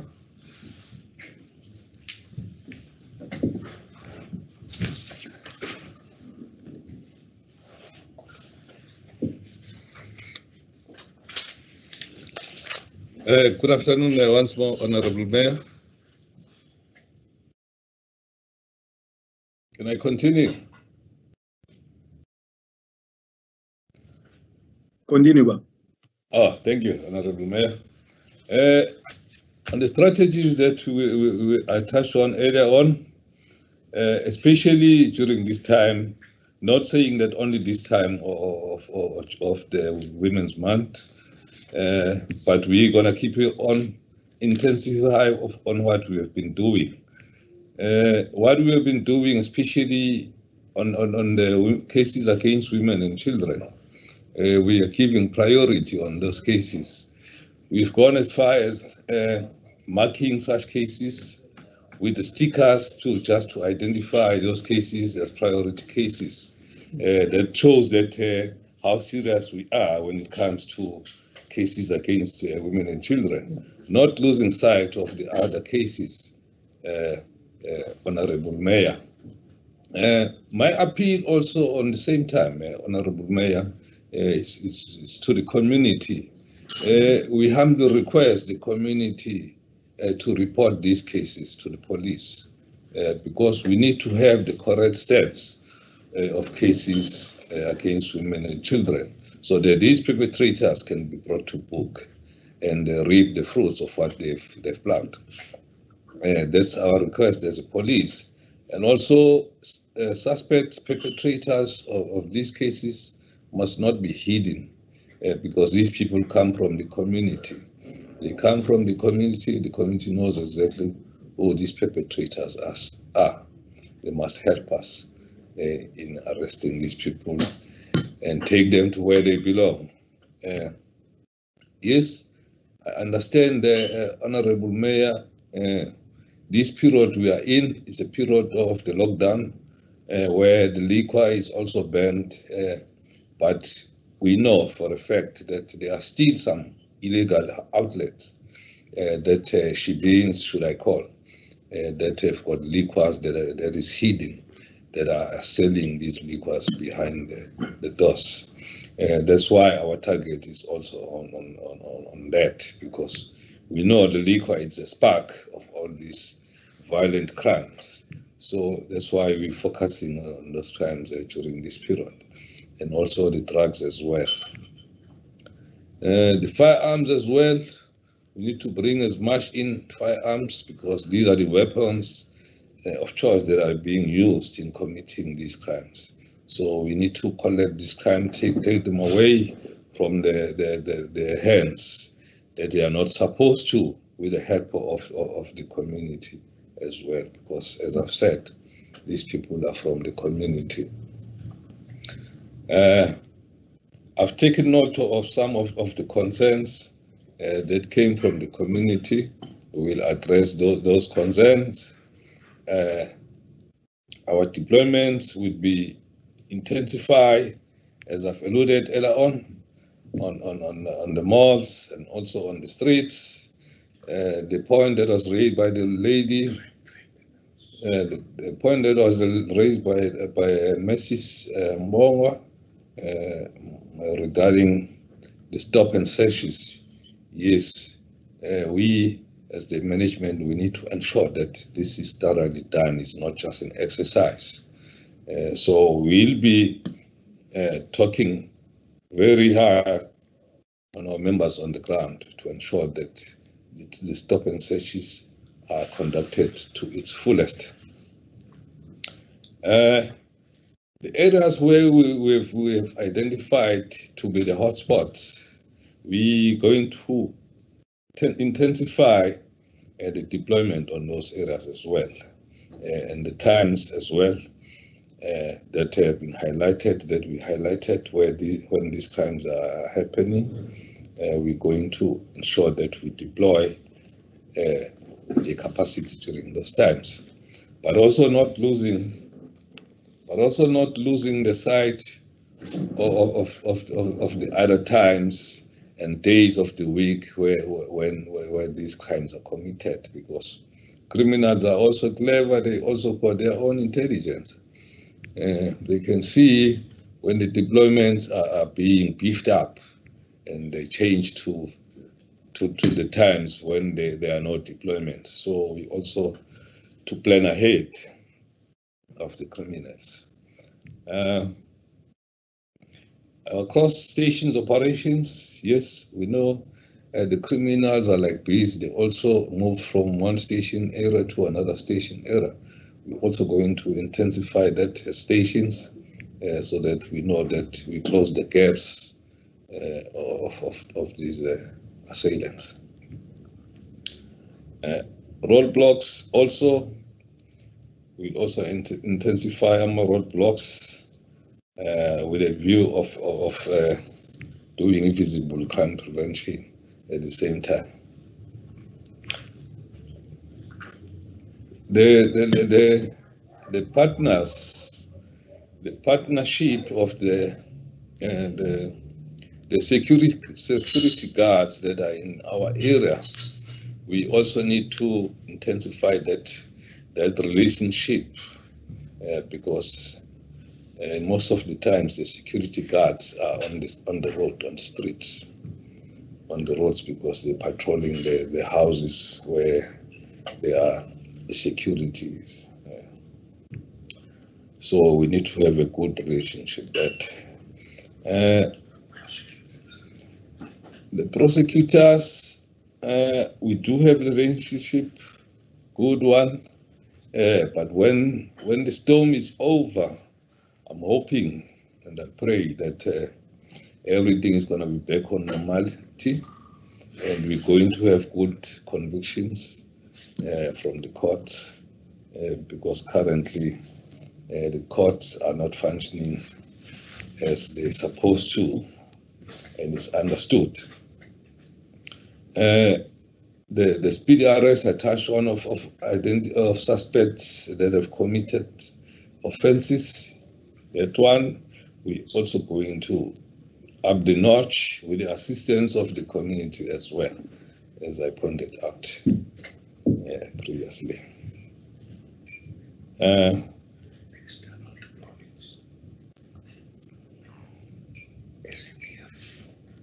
The assistance of the South African National Defence Force, yes, we do request and we get at certain times.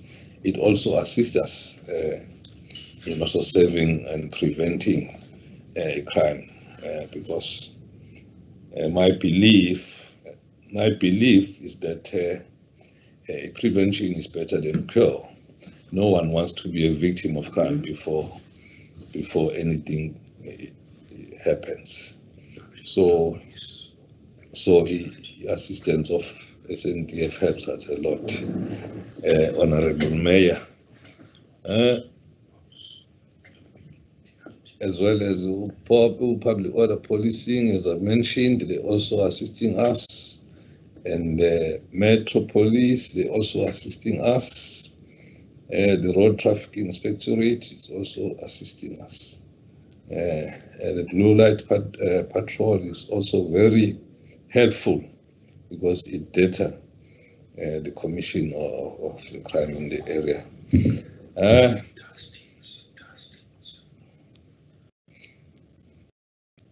The teams that I mentioned, they're also very useful, Honorable Mayor. The trio, the MEDA, and the FCS tracing team, bringing the perpetrators to book. That's my story, Honorable Mayor. Thank you, Colonel. We appreciate the input. Before I give all participants an opportunity to make their contributions, on behalf of the community safety structures in eThekwini, I would like to table this 10-point proposal as part of a way forward. The first proposal that I have is that we synergize all the plans and strategies. Currently, we have about 7 plans and strategies, Your Worship. We have a station plan, which is drafted by the police station at their level.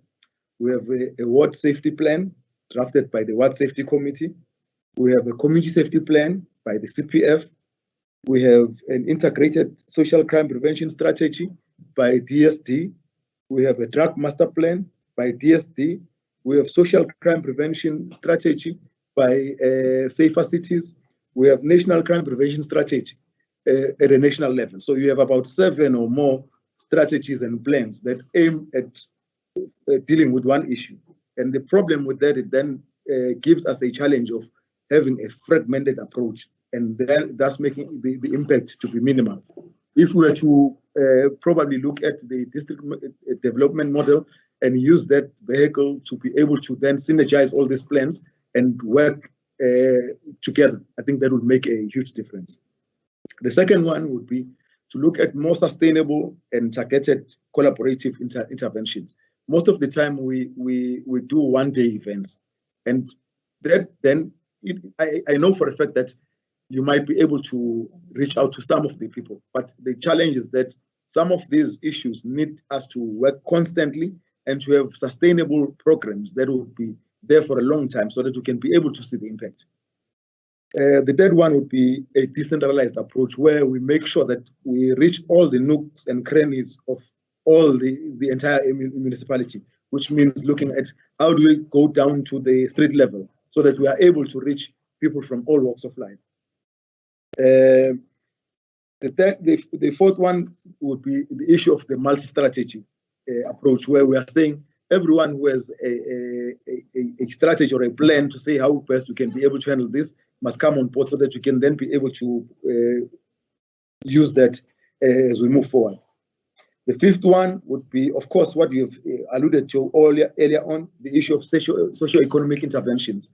But I also want to look at it from a perspective of saying, what are we saying about the issue of the absent father from the young boys, and how that relates to the issue of that boy growing up to be an angry individual who then becomes a problem to the society.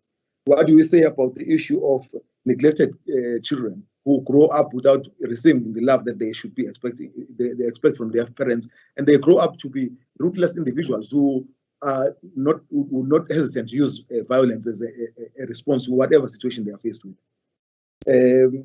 Then also, as a sixth point, I would like us to look at the intensive societal education programs, where we look at workshops, we look at civic education, we look at dialogues, where we are able to give people a platform to engage, whether it's intergenerational or between the two genders and even amongst the different genders. But also, the seventh one would be the massive awareness campaigns where we also talk about these issues that are hardly at the spotlight, such as the issue of the patriarchy as a system and its contributory factors to the issues of gender-based violence, the issue of the toxic masculinity and its contributing factors as a contributing factor as well. And number 8 would be to lobby for a special offences court at Umlazi, because one of the issues that I've picked up is that some of the causes of the cases drag for a long time, that such that the complainants lose interest. But if we were to have a specialized court that deals with specifically gender-based violence cases, then I think that would expedite the process because they will solely focus on them. I think the Department of Justice can be able to consider such a proposal. The 9th one would be also to work with the creative arts, because in as much as we can do workshops, we can do all these other things, but to get the message out there, we would need to use every available resource at our disposal. Here we are looking at issues of using poetry, using music, using drama, using any other form that of art that would help us to be able to escape the message. The 9th one would be to work with the, that would be the 9th one. And the last one would be to tackle enablers of crime, such of this gender-based violence, such as patriarchy and all these other related issues, your culture of violence, the alcohol and substance abuse, the issue of proliferation of firearms, the collusion by the community, by their silence, and also the collusion by the police with the criminals, because that also impacts on the image of the police. And when you say to the community, let's work with the police, the first thing they'll tell you, but the police are unreliable. I mean, they collude with the police, with the criminals. Of course, the fact is there would be 8 good policemen and women out of the 10, but as we all know, that Honorable Mayor, that when you take up a queen-size white sheet and it has just a spot of ink, and you ask people, they'll tell you about the ink and not about the bigger sheet. So that's the challenge that we're faced with, and that would be the contribution that we have. With that, I have a few questions from the participants that I would like to then read out. I have one from Bishop Begin Mkunu, which says, what is the plan about the people living and sleeping on the streets? What is the plan on issue of the violence in hostels and the GPV in townships, especially at Umlazi? That would be the Bishop's question. And then I have one from the DCM, Mr. Kumete, is also articulating on the issue of the homeless strategy, including a drug rehabilitation program, has been adopted by the executive on the council agenda for adoption in August 2020. I think it's in response to, that would also be in response to Bishop Mkunu's question. And then the Bishop also poses a question to SAPS, whether they have specific personnel for the community to report criminals and be safe afterwards. And what safety measures are in place for the victims of gender-based violence after they have reported? How is the relationship between the local CPF and the SAPS leadership and the rate of respect? How often are the meetings of the Community Police Forum to deal with challenges at Umlazi Township? I think these would be the questions that are posed by the Bishop, some relating to the workings of the CPF as well as the SAPS. With that being said, I'm now going to open the floor for contributions, whether it's clarity-seeking questions or some comments to everyone who's participating. I'll then leave it to the floor to take part. Is there anyone who would like to make a contribution?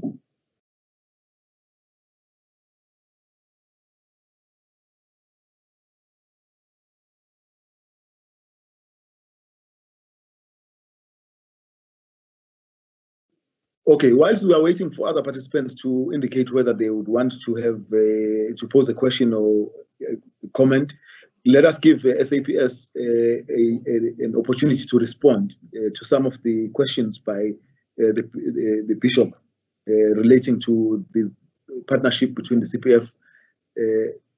In the CPF, one thing that I usually guard against is that I often find people saying that the SAPS and the CPF and the SAPS, and I always argue that when you speak of the CPF, you already have the two components, so there is no need to separate the two after that. So I would like the Colonel to touch on the questions that have been posed. I don't know whether you did note them down, or you'd want me to try and get you a copy of the questions.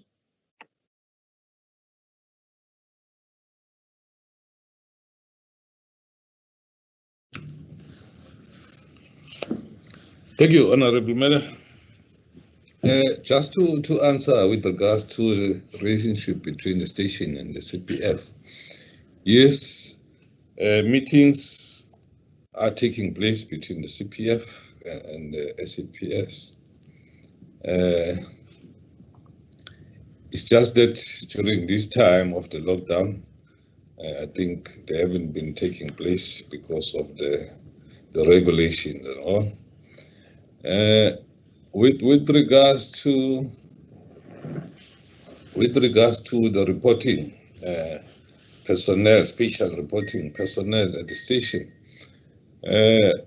on the notice board of the station, there are particulars and photos of the station management to whom the reports can be made, and also at the same time the station communication personnel, it does a social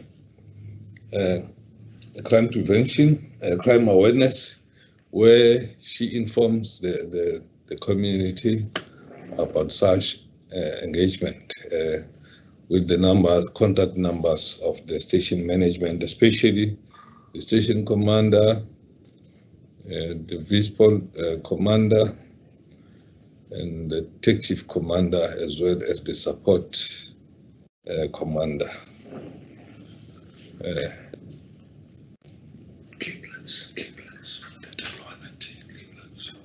Also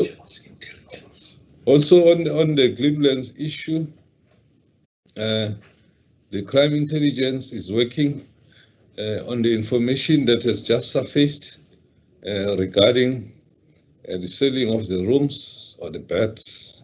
They're working on that. They're working on that. As soon as the information becomes intelligence, responsible people will be brought to book and cases will be registered and suspects will be brought to book.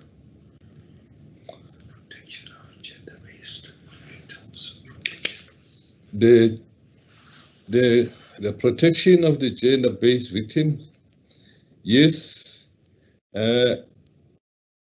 no information will ever be divulged to any person that is not involved in any cases of gender-based, and the committee can be assured that such perpetrators of these cases will be taken to where they belong. VFF, victim-friendly services. And also the victim-friendly is also assisting with regards to this one. And there are also victim-friendly rooms where at the stations where these statements from these victims are taken in privacy. Working with social development for alternative accommodation. And also we are working with the social development for an alternative accommodation.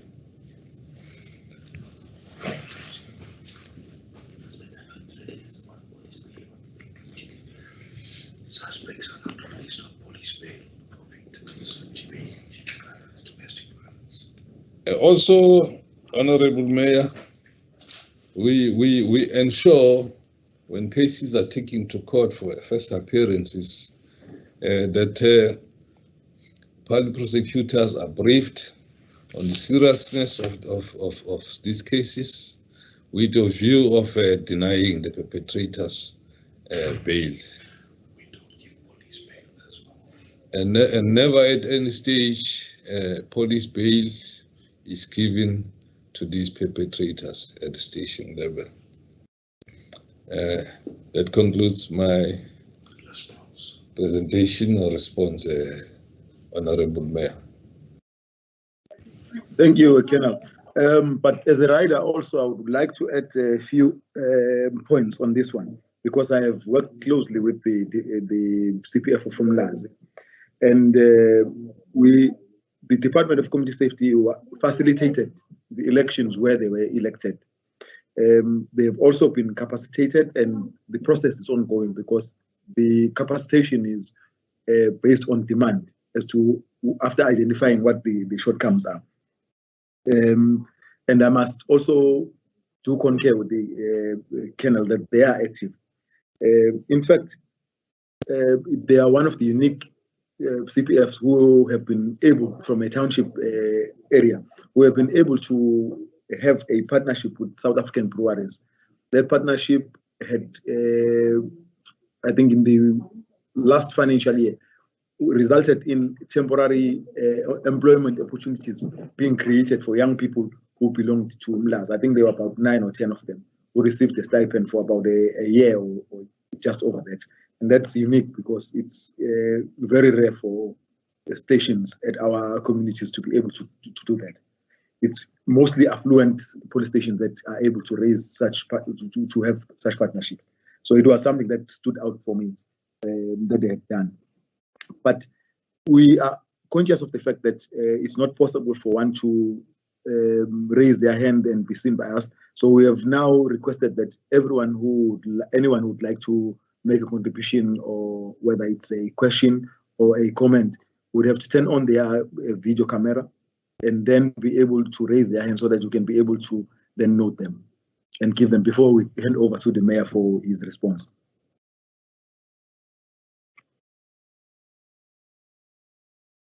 We do have Ms. Mbongo's hand up, so we are going to give her an opportunity. Thank you, ma'am.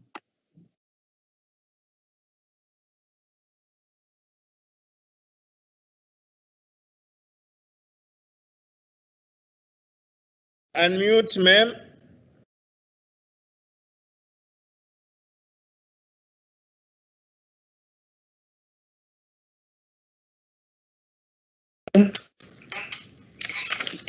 Thank you, Mbimbi. Chairperson, I think you have highlighted some of the issues that I wanted to highlight, but I think it's suffice to say that from the district point of view, we are happy that the decentralization of SAPS has actually established the district commissioner's office, which is led by Major General Mgobozi. So we are in a process of reviewing all the community safety structures within the district. I think in our meetings, which we're supposed to, we are intersharing the meetings, the monthly meetings of the community police forums.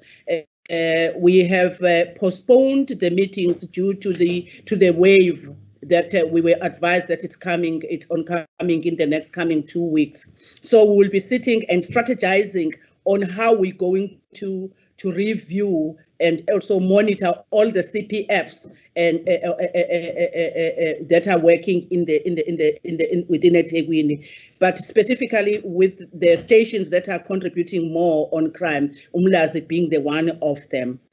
Chairperson, I think it's also important to highlight the issue of the children living in and working on the streets. Led by the Department of Social Development, there is an integrated plan that is being developed in consultation with all the government departments, including local government as well, on the strategies that will be employed to deal with the children living on the street. As we speak, we have got a meeting that is a multi-sectoral meeting that will be held on the 11th of August, looking at the integrated plan for the children living in the street. Chairperson, I think it's also important to mention that the Department of Community Safety will fast track the establishment of the Community Safety Forum for eThekwini, which will assist in roping in all the government departments and other role players that are expected to play a critical role in crime prevention within eThekwini. Thank you, Chair. Thank you, Membonga. I understand that Mr. Martin Klaba has his hand up. Mr. Klaba, over to you. Yeah, thank you, Program Director, Honorable Mayor. I just wanted to add on the comment Dr. Kumete on the issue of the homeless program. That there are plans to deal with those issues. Currently, we're busy with a skills audit. We will remember that in 2 or 3 years ago, we did a survey on the homeless people to get to understand what is their plight and how many of them are on the street. And we developed a work plan. One of them was to do a skills audit, just to see how many of them are employable, what are the challenges that they face daily on the street. That's the first part of it. The second part of it, the municipality is working on having what we call an open, safe sleeping spaces for the homeless people to have a space to sleep at night, a safe space to sleep at night.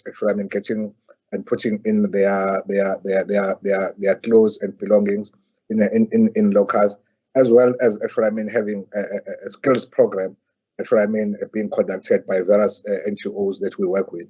Currently, we realize, I think the lockdown has opened up our eyes, where we've seen that how these people are willing to be assisted. As you might know, we currently have shelters, the skills program that we're busy with working on those areas. That's the first comment from my part. The second one, a program director and the mayor is regarding the safety structures. Yeah, we know that we haven't done justice to those structures, particularly the CSF. The municipality is supposed to be playing a bigger supporting role and being a secretariat of the CSF in the municipality, augmented by the World Safety Committees. What mentioned earlier on by a program director, the street committees, that has been the talk that Umay has mentioned for quite some time, that we're disturbed by the corona pandemic, that we could engage with the committees as we wanted to, because in the main, our committees still rely on face-to-face contacts. Some of us they don't have these technologies that we have to be able to engage with. But we're working with Community Safety and Liaison, as Simbonga mentioned earlier on, that we need to start and reviving and supporting these structures. Definitely, it's going to be our priority, especially after the findings of our survey that we did on the women's safety, that it did highlight the plight of the women and children, particularly in street. It's a pity that we're overtaken by the crime stats and Umlazi and INanda coming up on top, that how we've failed our communities in those spaces. But there are programs, like I mentioned earlier on, that this plan is good on papers. If it's not being actioned, it doesn't help anybody. So what we've developed on paper, we need to action those. And I call upon and thank you, Mayor, for initiating this platform where we start, to think differently. I think the COVID has given us PhDs and doctorates in terms of thinking of how then we start to deal with this then, because it's not normal. It's a new normal that we need to start to engage in. And definitely people have suffered and are still suffering, and they are looking upon us to come up with the form of support for them to be able to deal with the issue. And the main issue is I think, has been raised by program director together with SAPS, is the issue of environmental designs and environmental spatial development of us. We are responsible for those areas as a municipality to ensure that the design is conducive for people to live and strive in their areas, then to be conducive for criminal elements. Because if they are conducive for criminal elements, definitely is not the way that you should be planning our environment.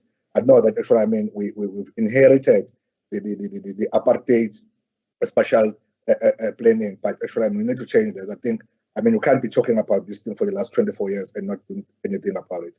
But definitely, Mayor, we'll be working with various stakeholders to ensure that we start to look into these issues raised, particularly in this platform. Thank you, Program Director. Thank you very much, Babu Kaba. We also have a question from UDCM, Dr. Gumede. Over to you, Dr. Ngibonge kakhulu. Babu Mayor, ngithi note nje ukuthi abantu abaku Facebook siyayibona imbono yabo. Bazi ukuthi siyayibona imbono yabo. Kunembono eqhamukayo ekhuluma ukuthi ama-CPF asebenza usuku nemini. Kukhona yena esiwacabangela kona. Cabanga ukuthi omunye imibuzo ekufanele siyixoxe siyiphendule ngelinye ilanga. Ukuthi sisebenza kanjani nama-CPF, ama-members omphakathi akuma-CPF asebenza ubusuku nemini elwa nobugebengu. Omunye umbono oku-Facebook loyo engu-notayo ukuthi ukhona. Omunye umbono oku-Facebook ukhala ngokuthi kuney'ndawo ezaziwayo njengakwa-G, bathi kwa-G kunebhantamu nje selaziwa ukuthi ntambama lenza ubugebengu endaweni. Abacela ukuthi amaphoyisa asondele kulezo y'ndawo ezinobugebengu, basebenzisane nomphakathi ngoba uyayazi le information. Abantu babanjwe inkunzi njalo mike kwahwalala kulezo y'ndawo. Ngakho-ke ezinye zezinto lezi engithi sinamaphoyisa ka-Metro, soxoxa no-SAPS, ukuthi yini esikwazi ukwenza ukuthi sivimbe lokho bugebengu ababushoyo abantu. Abanye-ke bakhuluma ukuthi i-strategy sethu fanele basazi. Badinga ukuthi sisisabalalise ngayo yonke indlela ngoba banembono nabo njengomphakathi ukuthi singasenza kanjani ukuze siba-benefite emphakathini abakuyona. Bengithi nje angibeke lokho ukuthi siyayibona imbono ku-Facebook nayo, sizoyifaka exoxeni kwethu ukuthi sidila kanjani naleyo mbono. Ngiyabonga.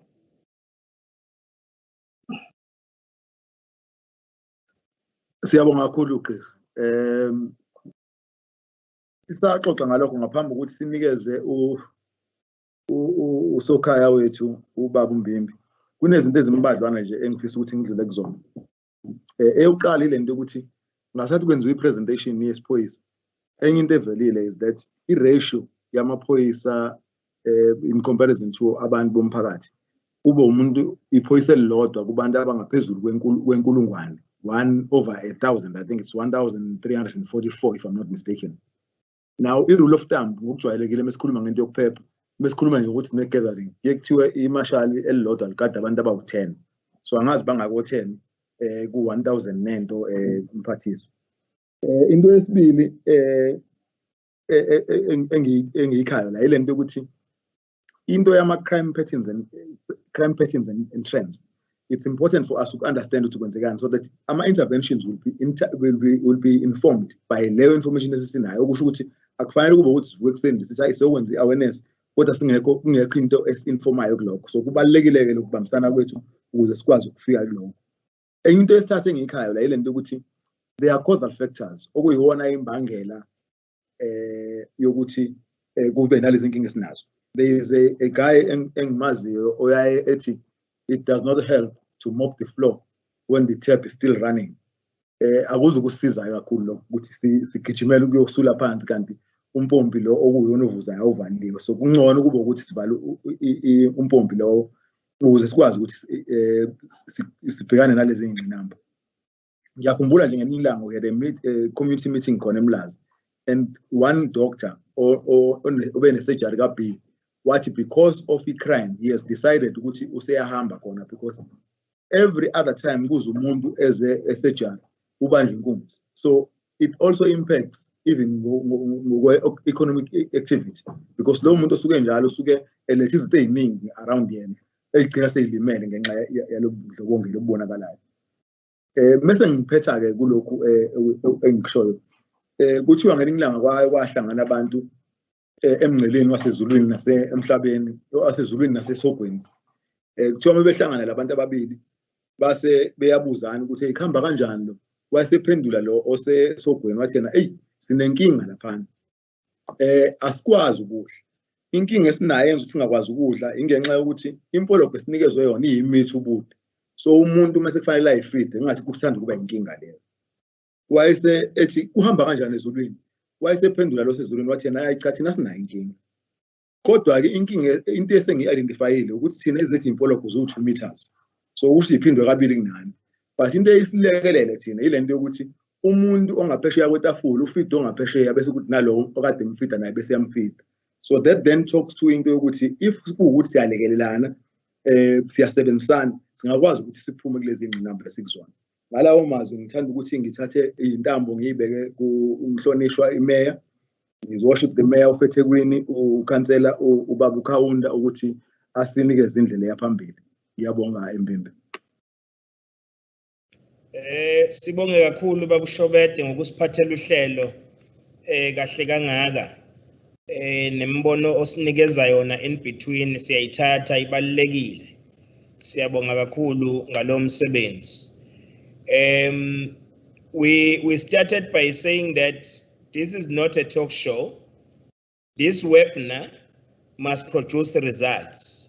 We are not meeting here because we do not have any other things to do, but we are meeting here because we are clear in our intentions that we must be responsive to the aspirations and the plight of people of Umlazi, people who are really faced with many challenges of crime as we speak. So therefore, this webinar must produce the results where people will say, when they compare the period after we have held this webinar, that they must see a difference in their lives. Firstly, we'll do that by putting some of the things into action. I would like to appreciate and acknowledge all the valuable inputs made by our panelists, the inputs made by our participants through Facebook and other social media platforms.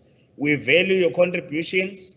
We are not looking down at them, and we are going to act in the things that you are raising. If I can quote one of them, is where the issue is raised of the high levels of greediness, the high levels of fraud and corruption in the municipality. Those issues are being attended to. Yesterday, we had an executive committee workshop to deal with some of those issues, and we are attending to them. Maybe the results are not going to be recognized now. It's still a process because we are dealing with things which have been institutionalized. So therefore, for you to be able to unlock all those challenges so that we are able to deal with them, we have to have some time to deal with that. We'll request that people become patient with us.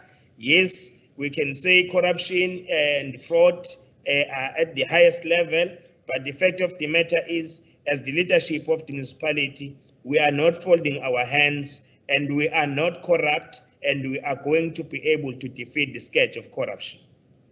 Then the other issue, colleagues, which we must deal with in the next 2 weeks, we'll request that the police, both SAPS, Metropolis and SANDF, we put some concerted efforts. Especially we've been reliably informed by scientists and the Department of Health that in the next 2 weeks, the infections will rise in eThekwini, not in any other part of the country, but in eThekwini it will move with a speed. So we request that we develop clear plans within 2 weeks of enforcing regulations, and we also use community structures to encourage people not to be out without reasons. Yesterday, I started a program to visit all taxi ranks. I'm finishing today within the CPD today. We'll be interacting with committee members, encouraging them that those who do not have the need to come to town, they must not come to town in the next 2 weeks, 3 weeks, so that we can really have control in terms of dealing with these issues. We know that we are dealing with an invisible enemy which we can't see. So therefore, we must be combat ready as committee members to respond to that situation. We are also encouraging people who are over 60 years old to talk to their bosses in their workplaces to allow them to take leave within this period, because regulations, they do allow for that process to happen. And with all those, with comorbidities in our society, they are also encouraged not to be at work so that we prevent the loss of life during this period. We are not sending a message that says people are going to die in the next 2 weeks. If we rise to the occasion, we take precautionary measures, we don't walk around where there's no need to do so, we'll be able to be saving many lives with that gesture that we'll be displaying through our high levels of discipline as committee members. So we are continuing with that. So request that at Umlazi, the reason why we are making an emphasis, Umlazi is leading the southern part of eThekwini. It's where bigger numbers are experienced, followed by the northern part of the city.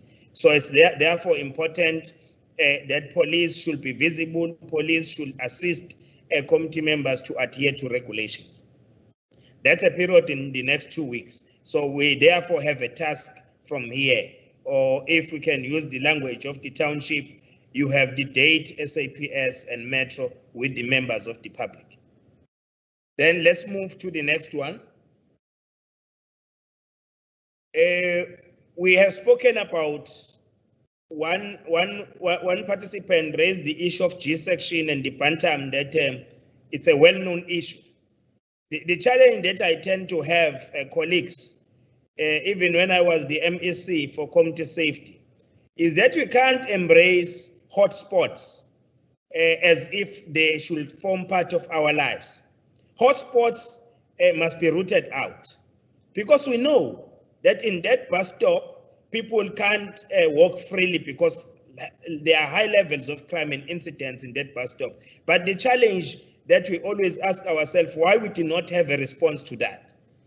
We can have plans that we talk about, plan after plan, but we want to see the results. So if in Umlazi, there are about 12 hotspots, I'm making an example. We can't come back in October, we still say Umlazi still have 12 hotspots.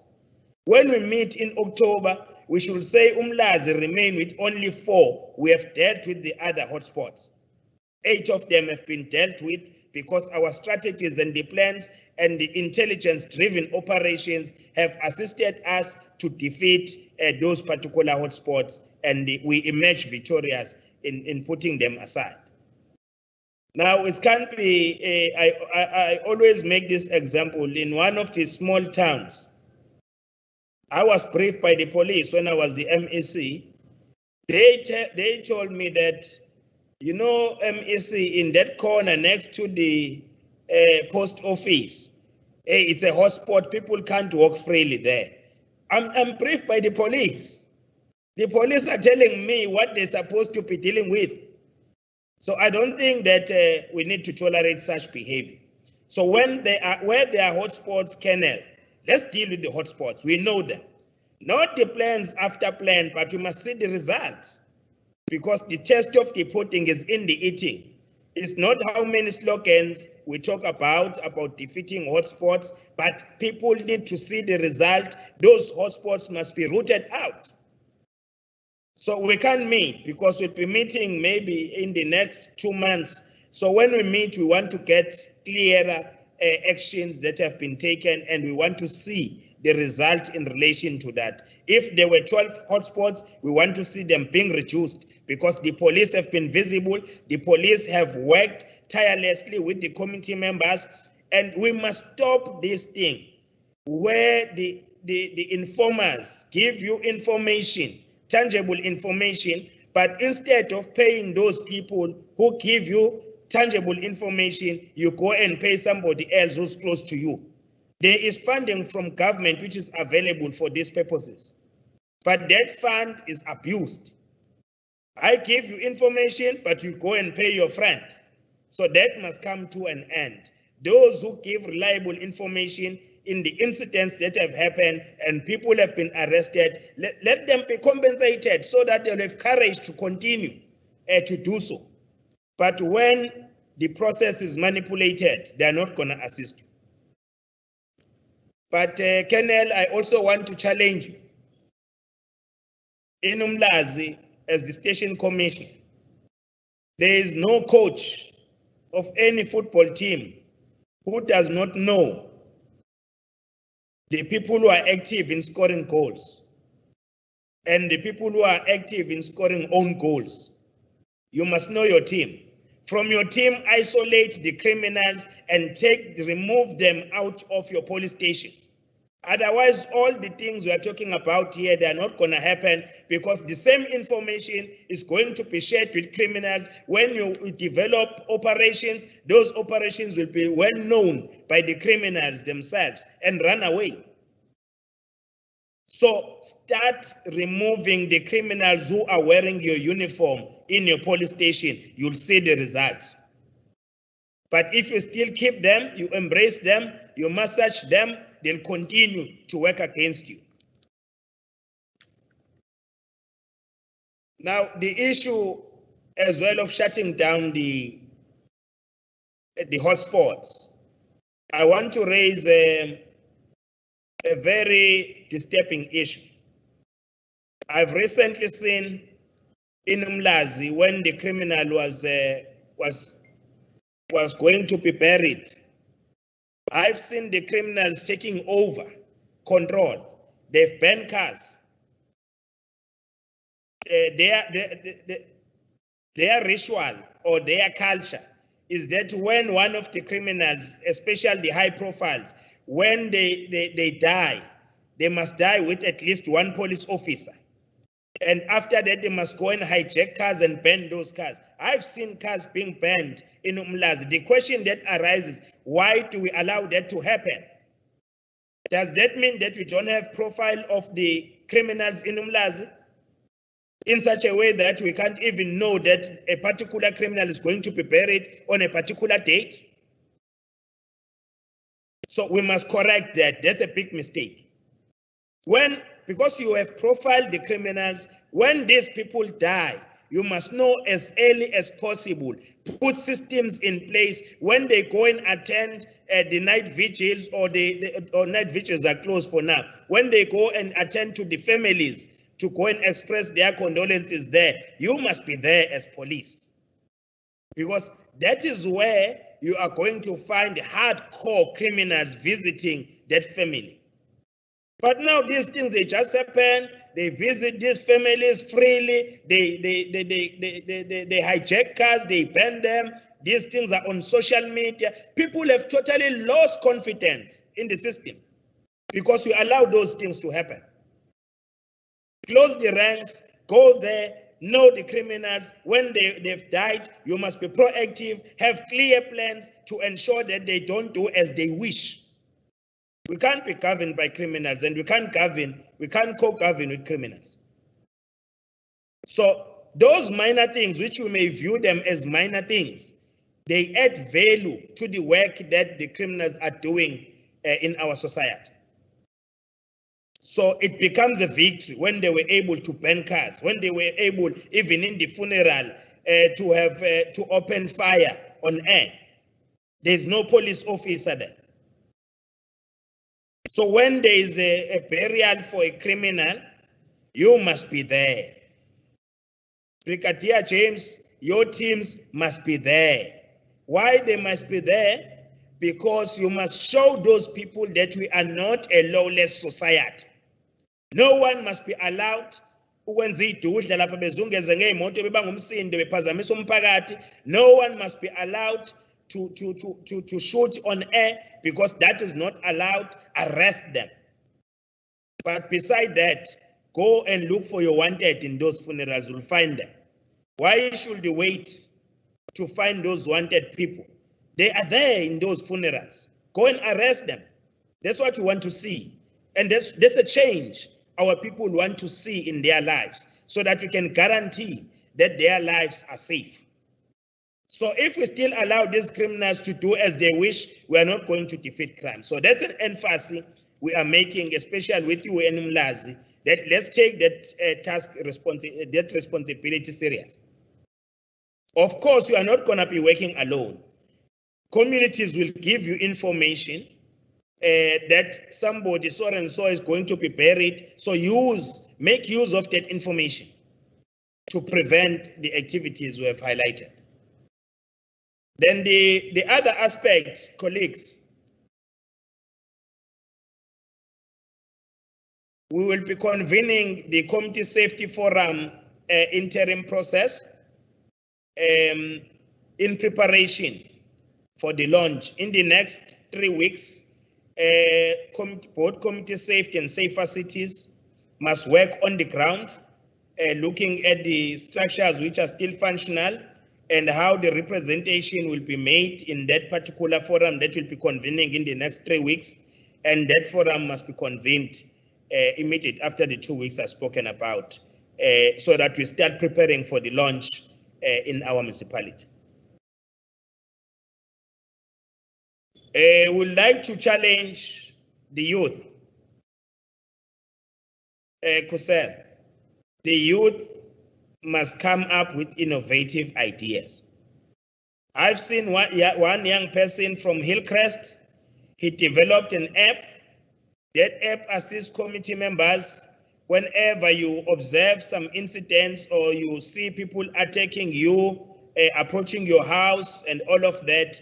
There is a panic button in the in your cell phone which you can press, and that panic button gives the police the geographical area, your location where you are, so that the police will not just drive without targeting that we are going somewhere to help and save the life somewhere. So we want to challenge the youth.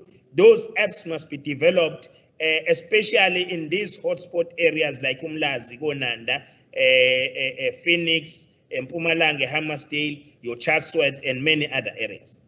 So those apps and Chesterfield, those apps must be developed so that they can assist the work of the police. So on how that is going to happen, we leave it with you from the youth office. You'll work with Community Safety and Liaison, you'll work with Safer Cities, but we want those apps to be up and running at least in the next 3 months before we approach festive season. That should be also accompanied by the development of WhatsApp groups. WhatsApp groups that will assist in capping crime in the areas so that people can communicate, so that people can share information, relevant information, but that will have to have somebody to administer it. And that must have a police officer attached to that so that the reaction when people are posting things will be guaranteed that will be actually responding to the issues that people are raising with us. Community safety must be looking at that and oversee that particular process.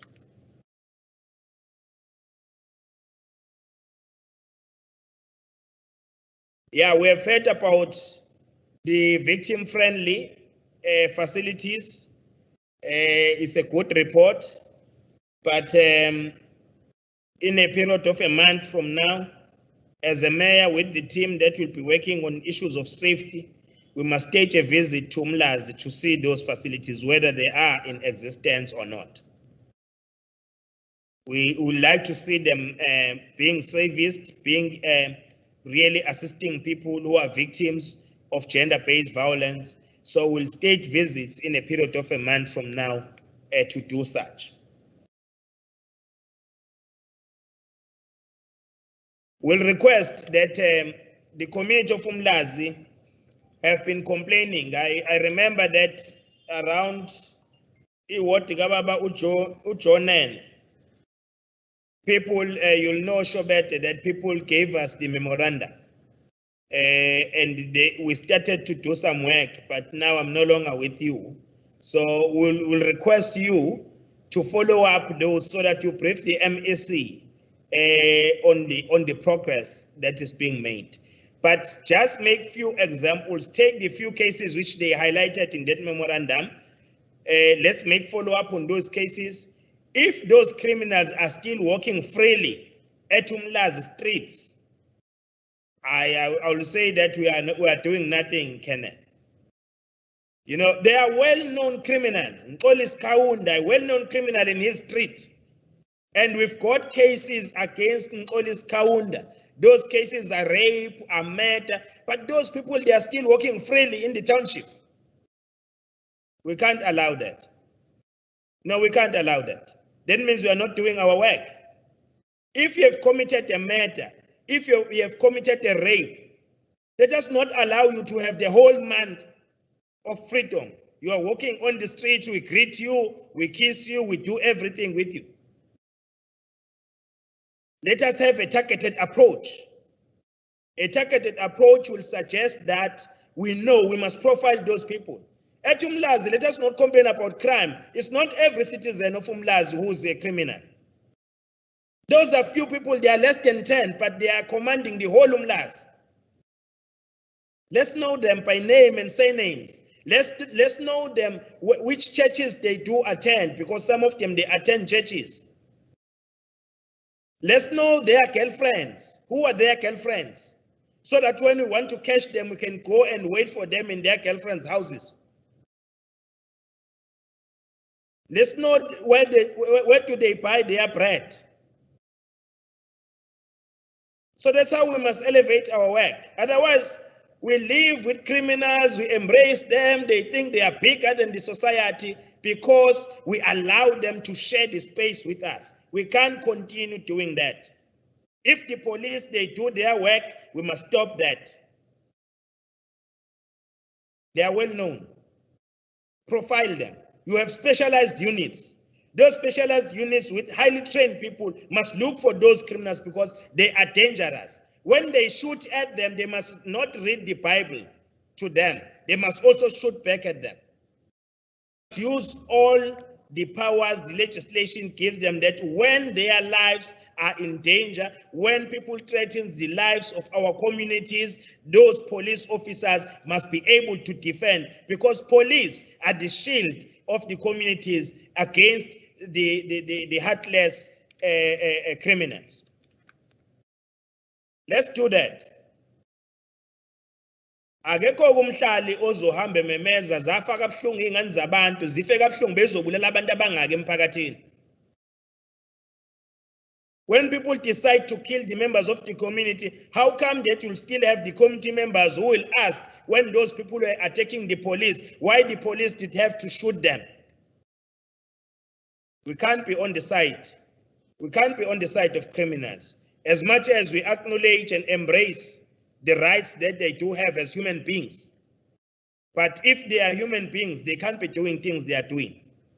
They can't be slaughtering people like cows. So, colleagues, we must stop this violence against women and children. We must stop the violence against men. The violence which is directed to men, by men. We must stop that violence. Hence, yesterday we had a meeting to deliberate on issues of hostels. We are putting plans, we are resuscitating committees that we used to have. There is work in progress, but we said in that meeting yesterday, we agreed that let us not only look at Cleveland's hostel, because not only Cleveland's hostel with challenges, let us have a comprehensive approach to look in all other surrounding hostels, which there are about 10 or 12 in the city, so that we'll be able, even to those areas where violence is not yet visible, in those hostels, we can be able to stop and curb that violence before it happens. So with that, colleagues, these webinars, if we think that these are just talk shows, we come here, we look at each other's face, we smile with each other, we don't have time for that. We organize these webinars because we want to see action. And that action must be the results within a period of 3 months from now, since we have held this webinar. After 3 months, we must come back and assess what impact have we made by having all these deliberations that we held today. With that, we wish to thank all of you, police, those who are doing good job. We are not putting you under one umbrella. We know that within the police, as I've said, out of 10, 8 members of the police SAPS, they are loyal to the system. It's only 2, Colonel, that you must look for. In your station, those 2, remove them, arrest them now. Make sure, don't do like the other station where where they identified a culprit within the police service.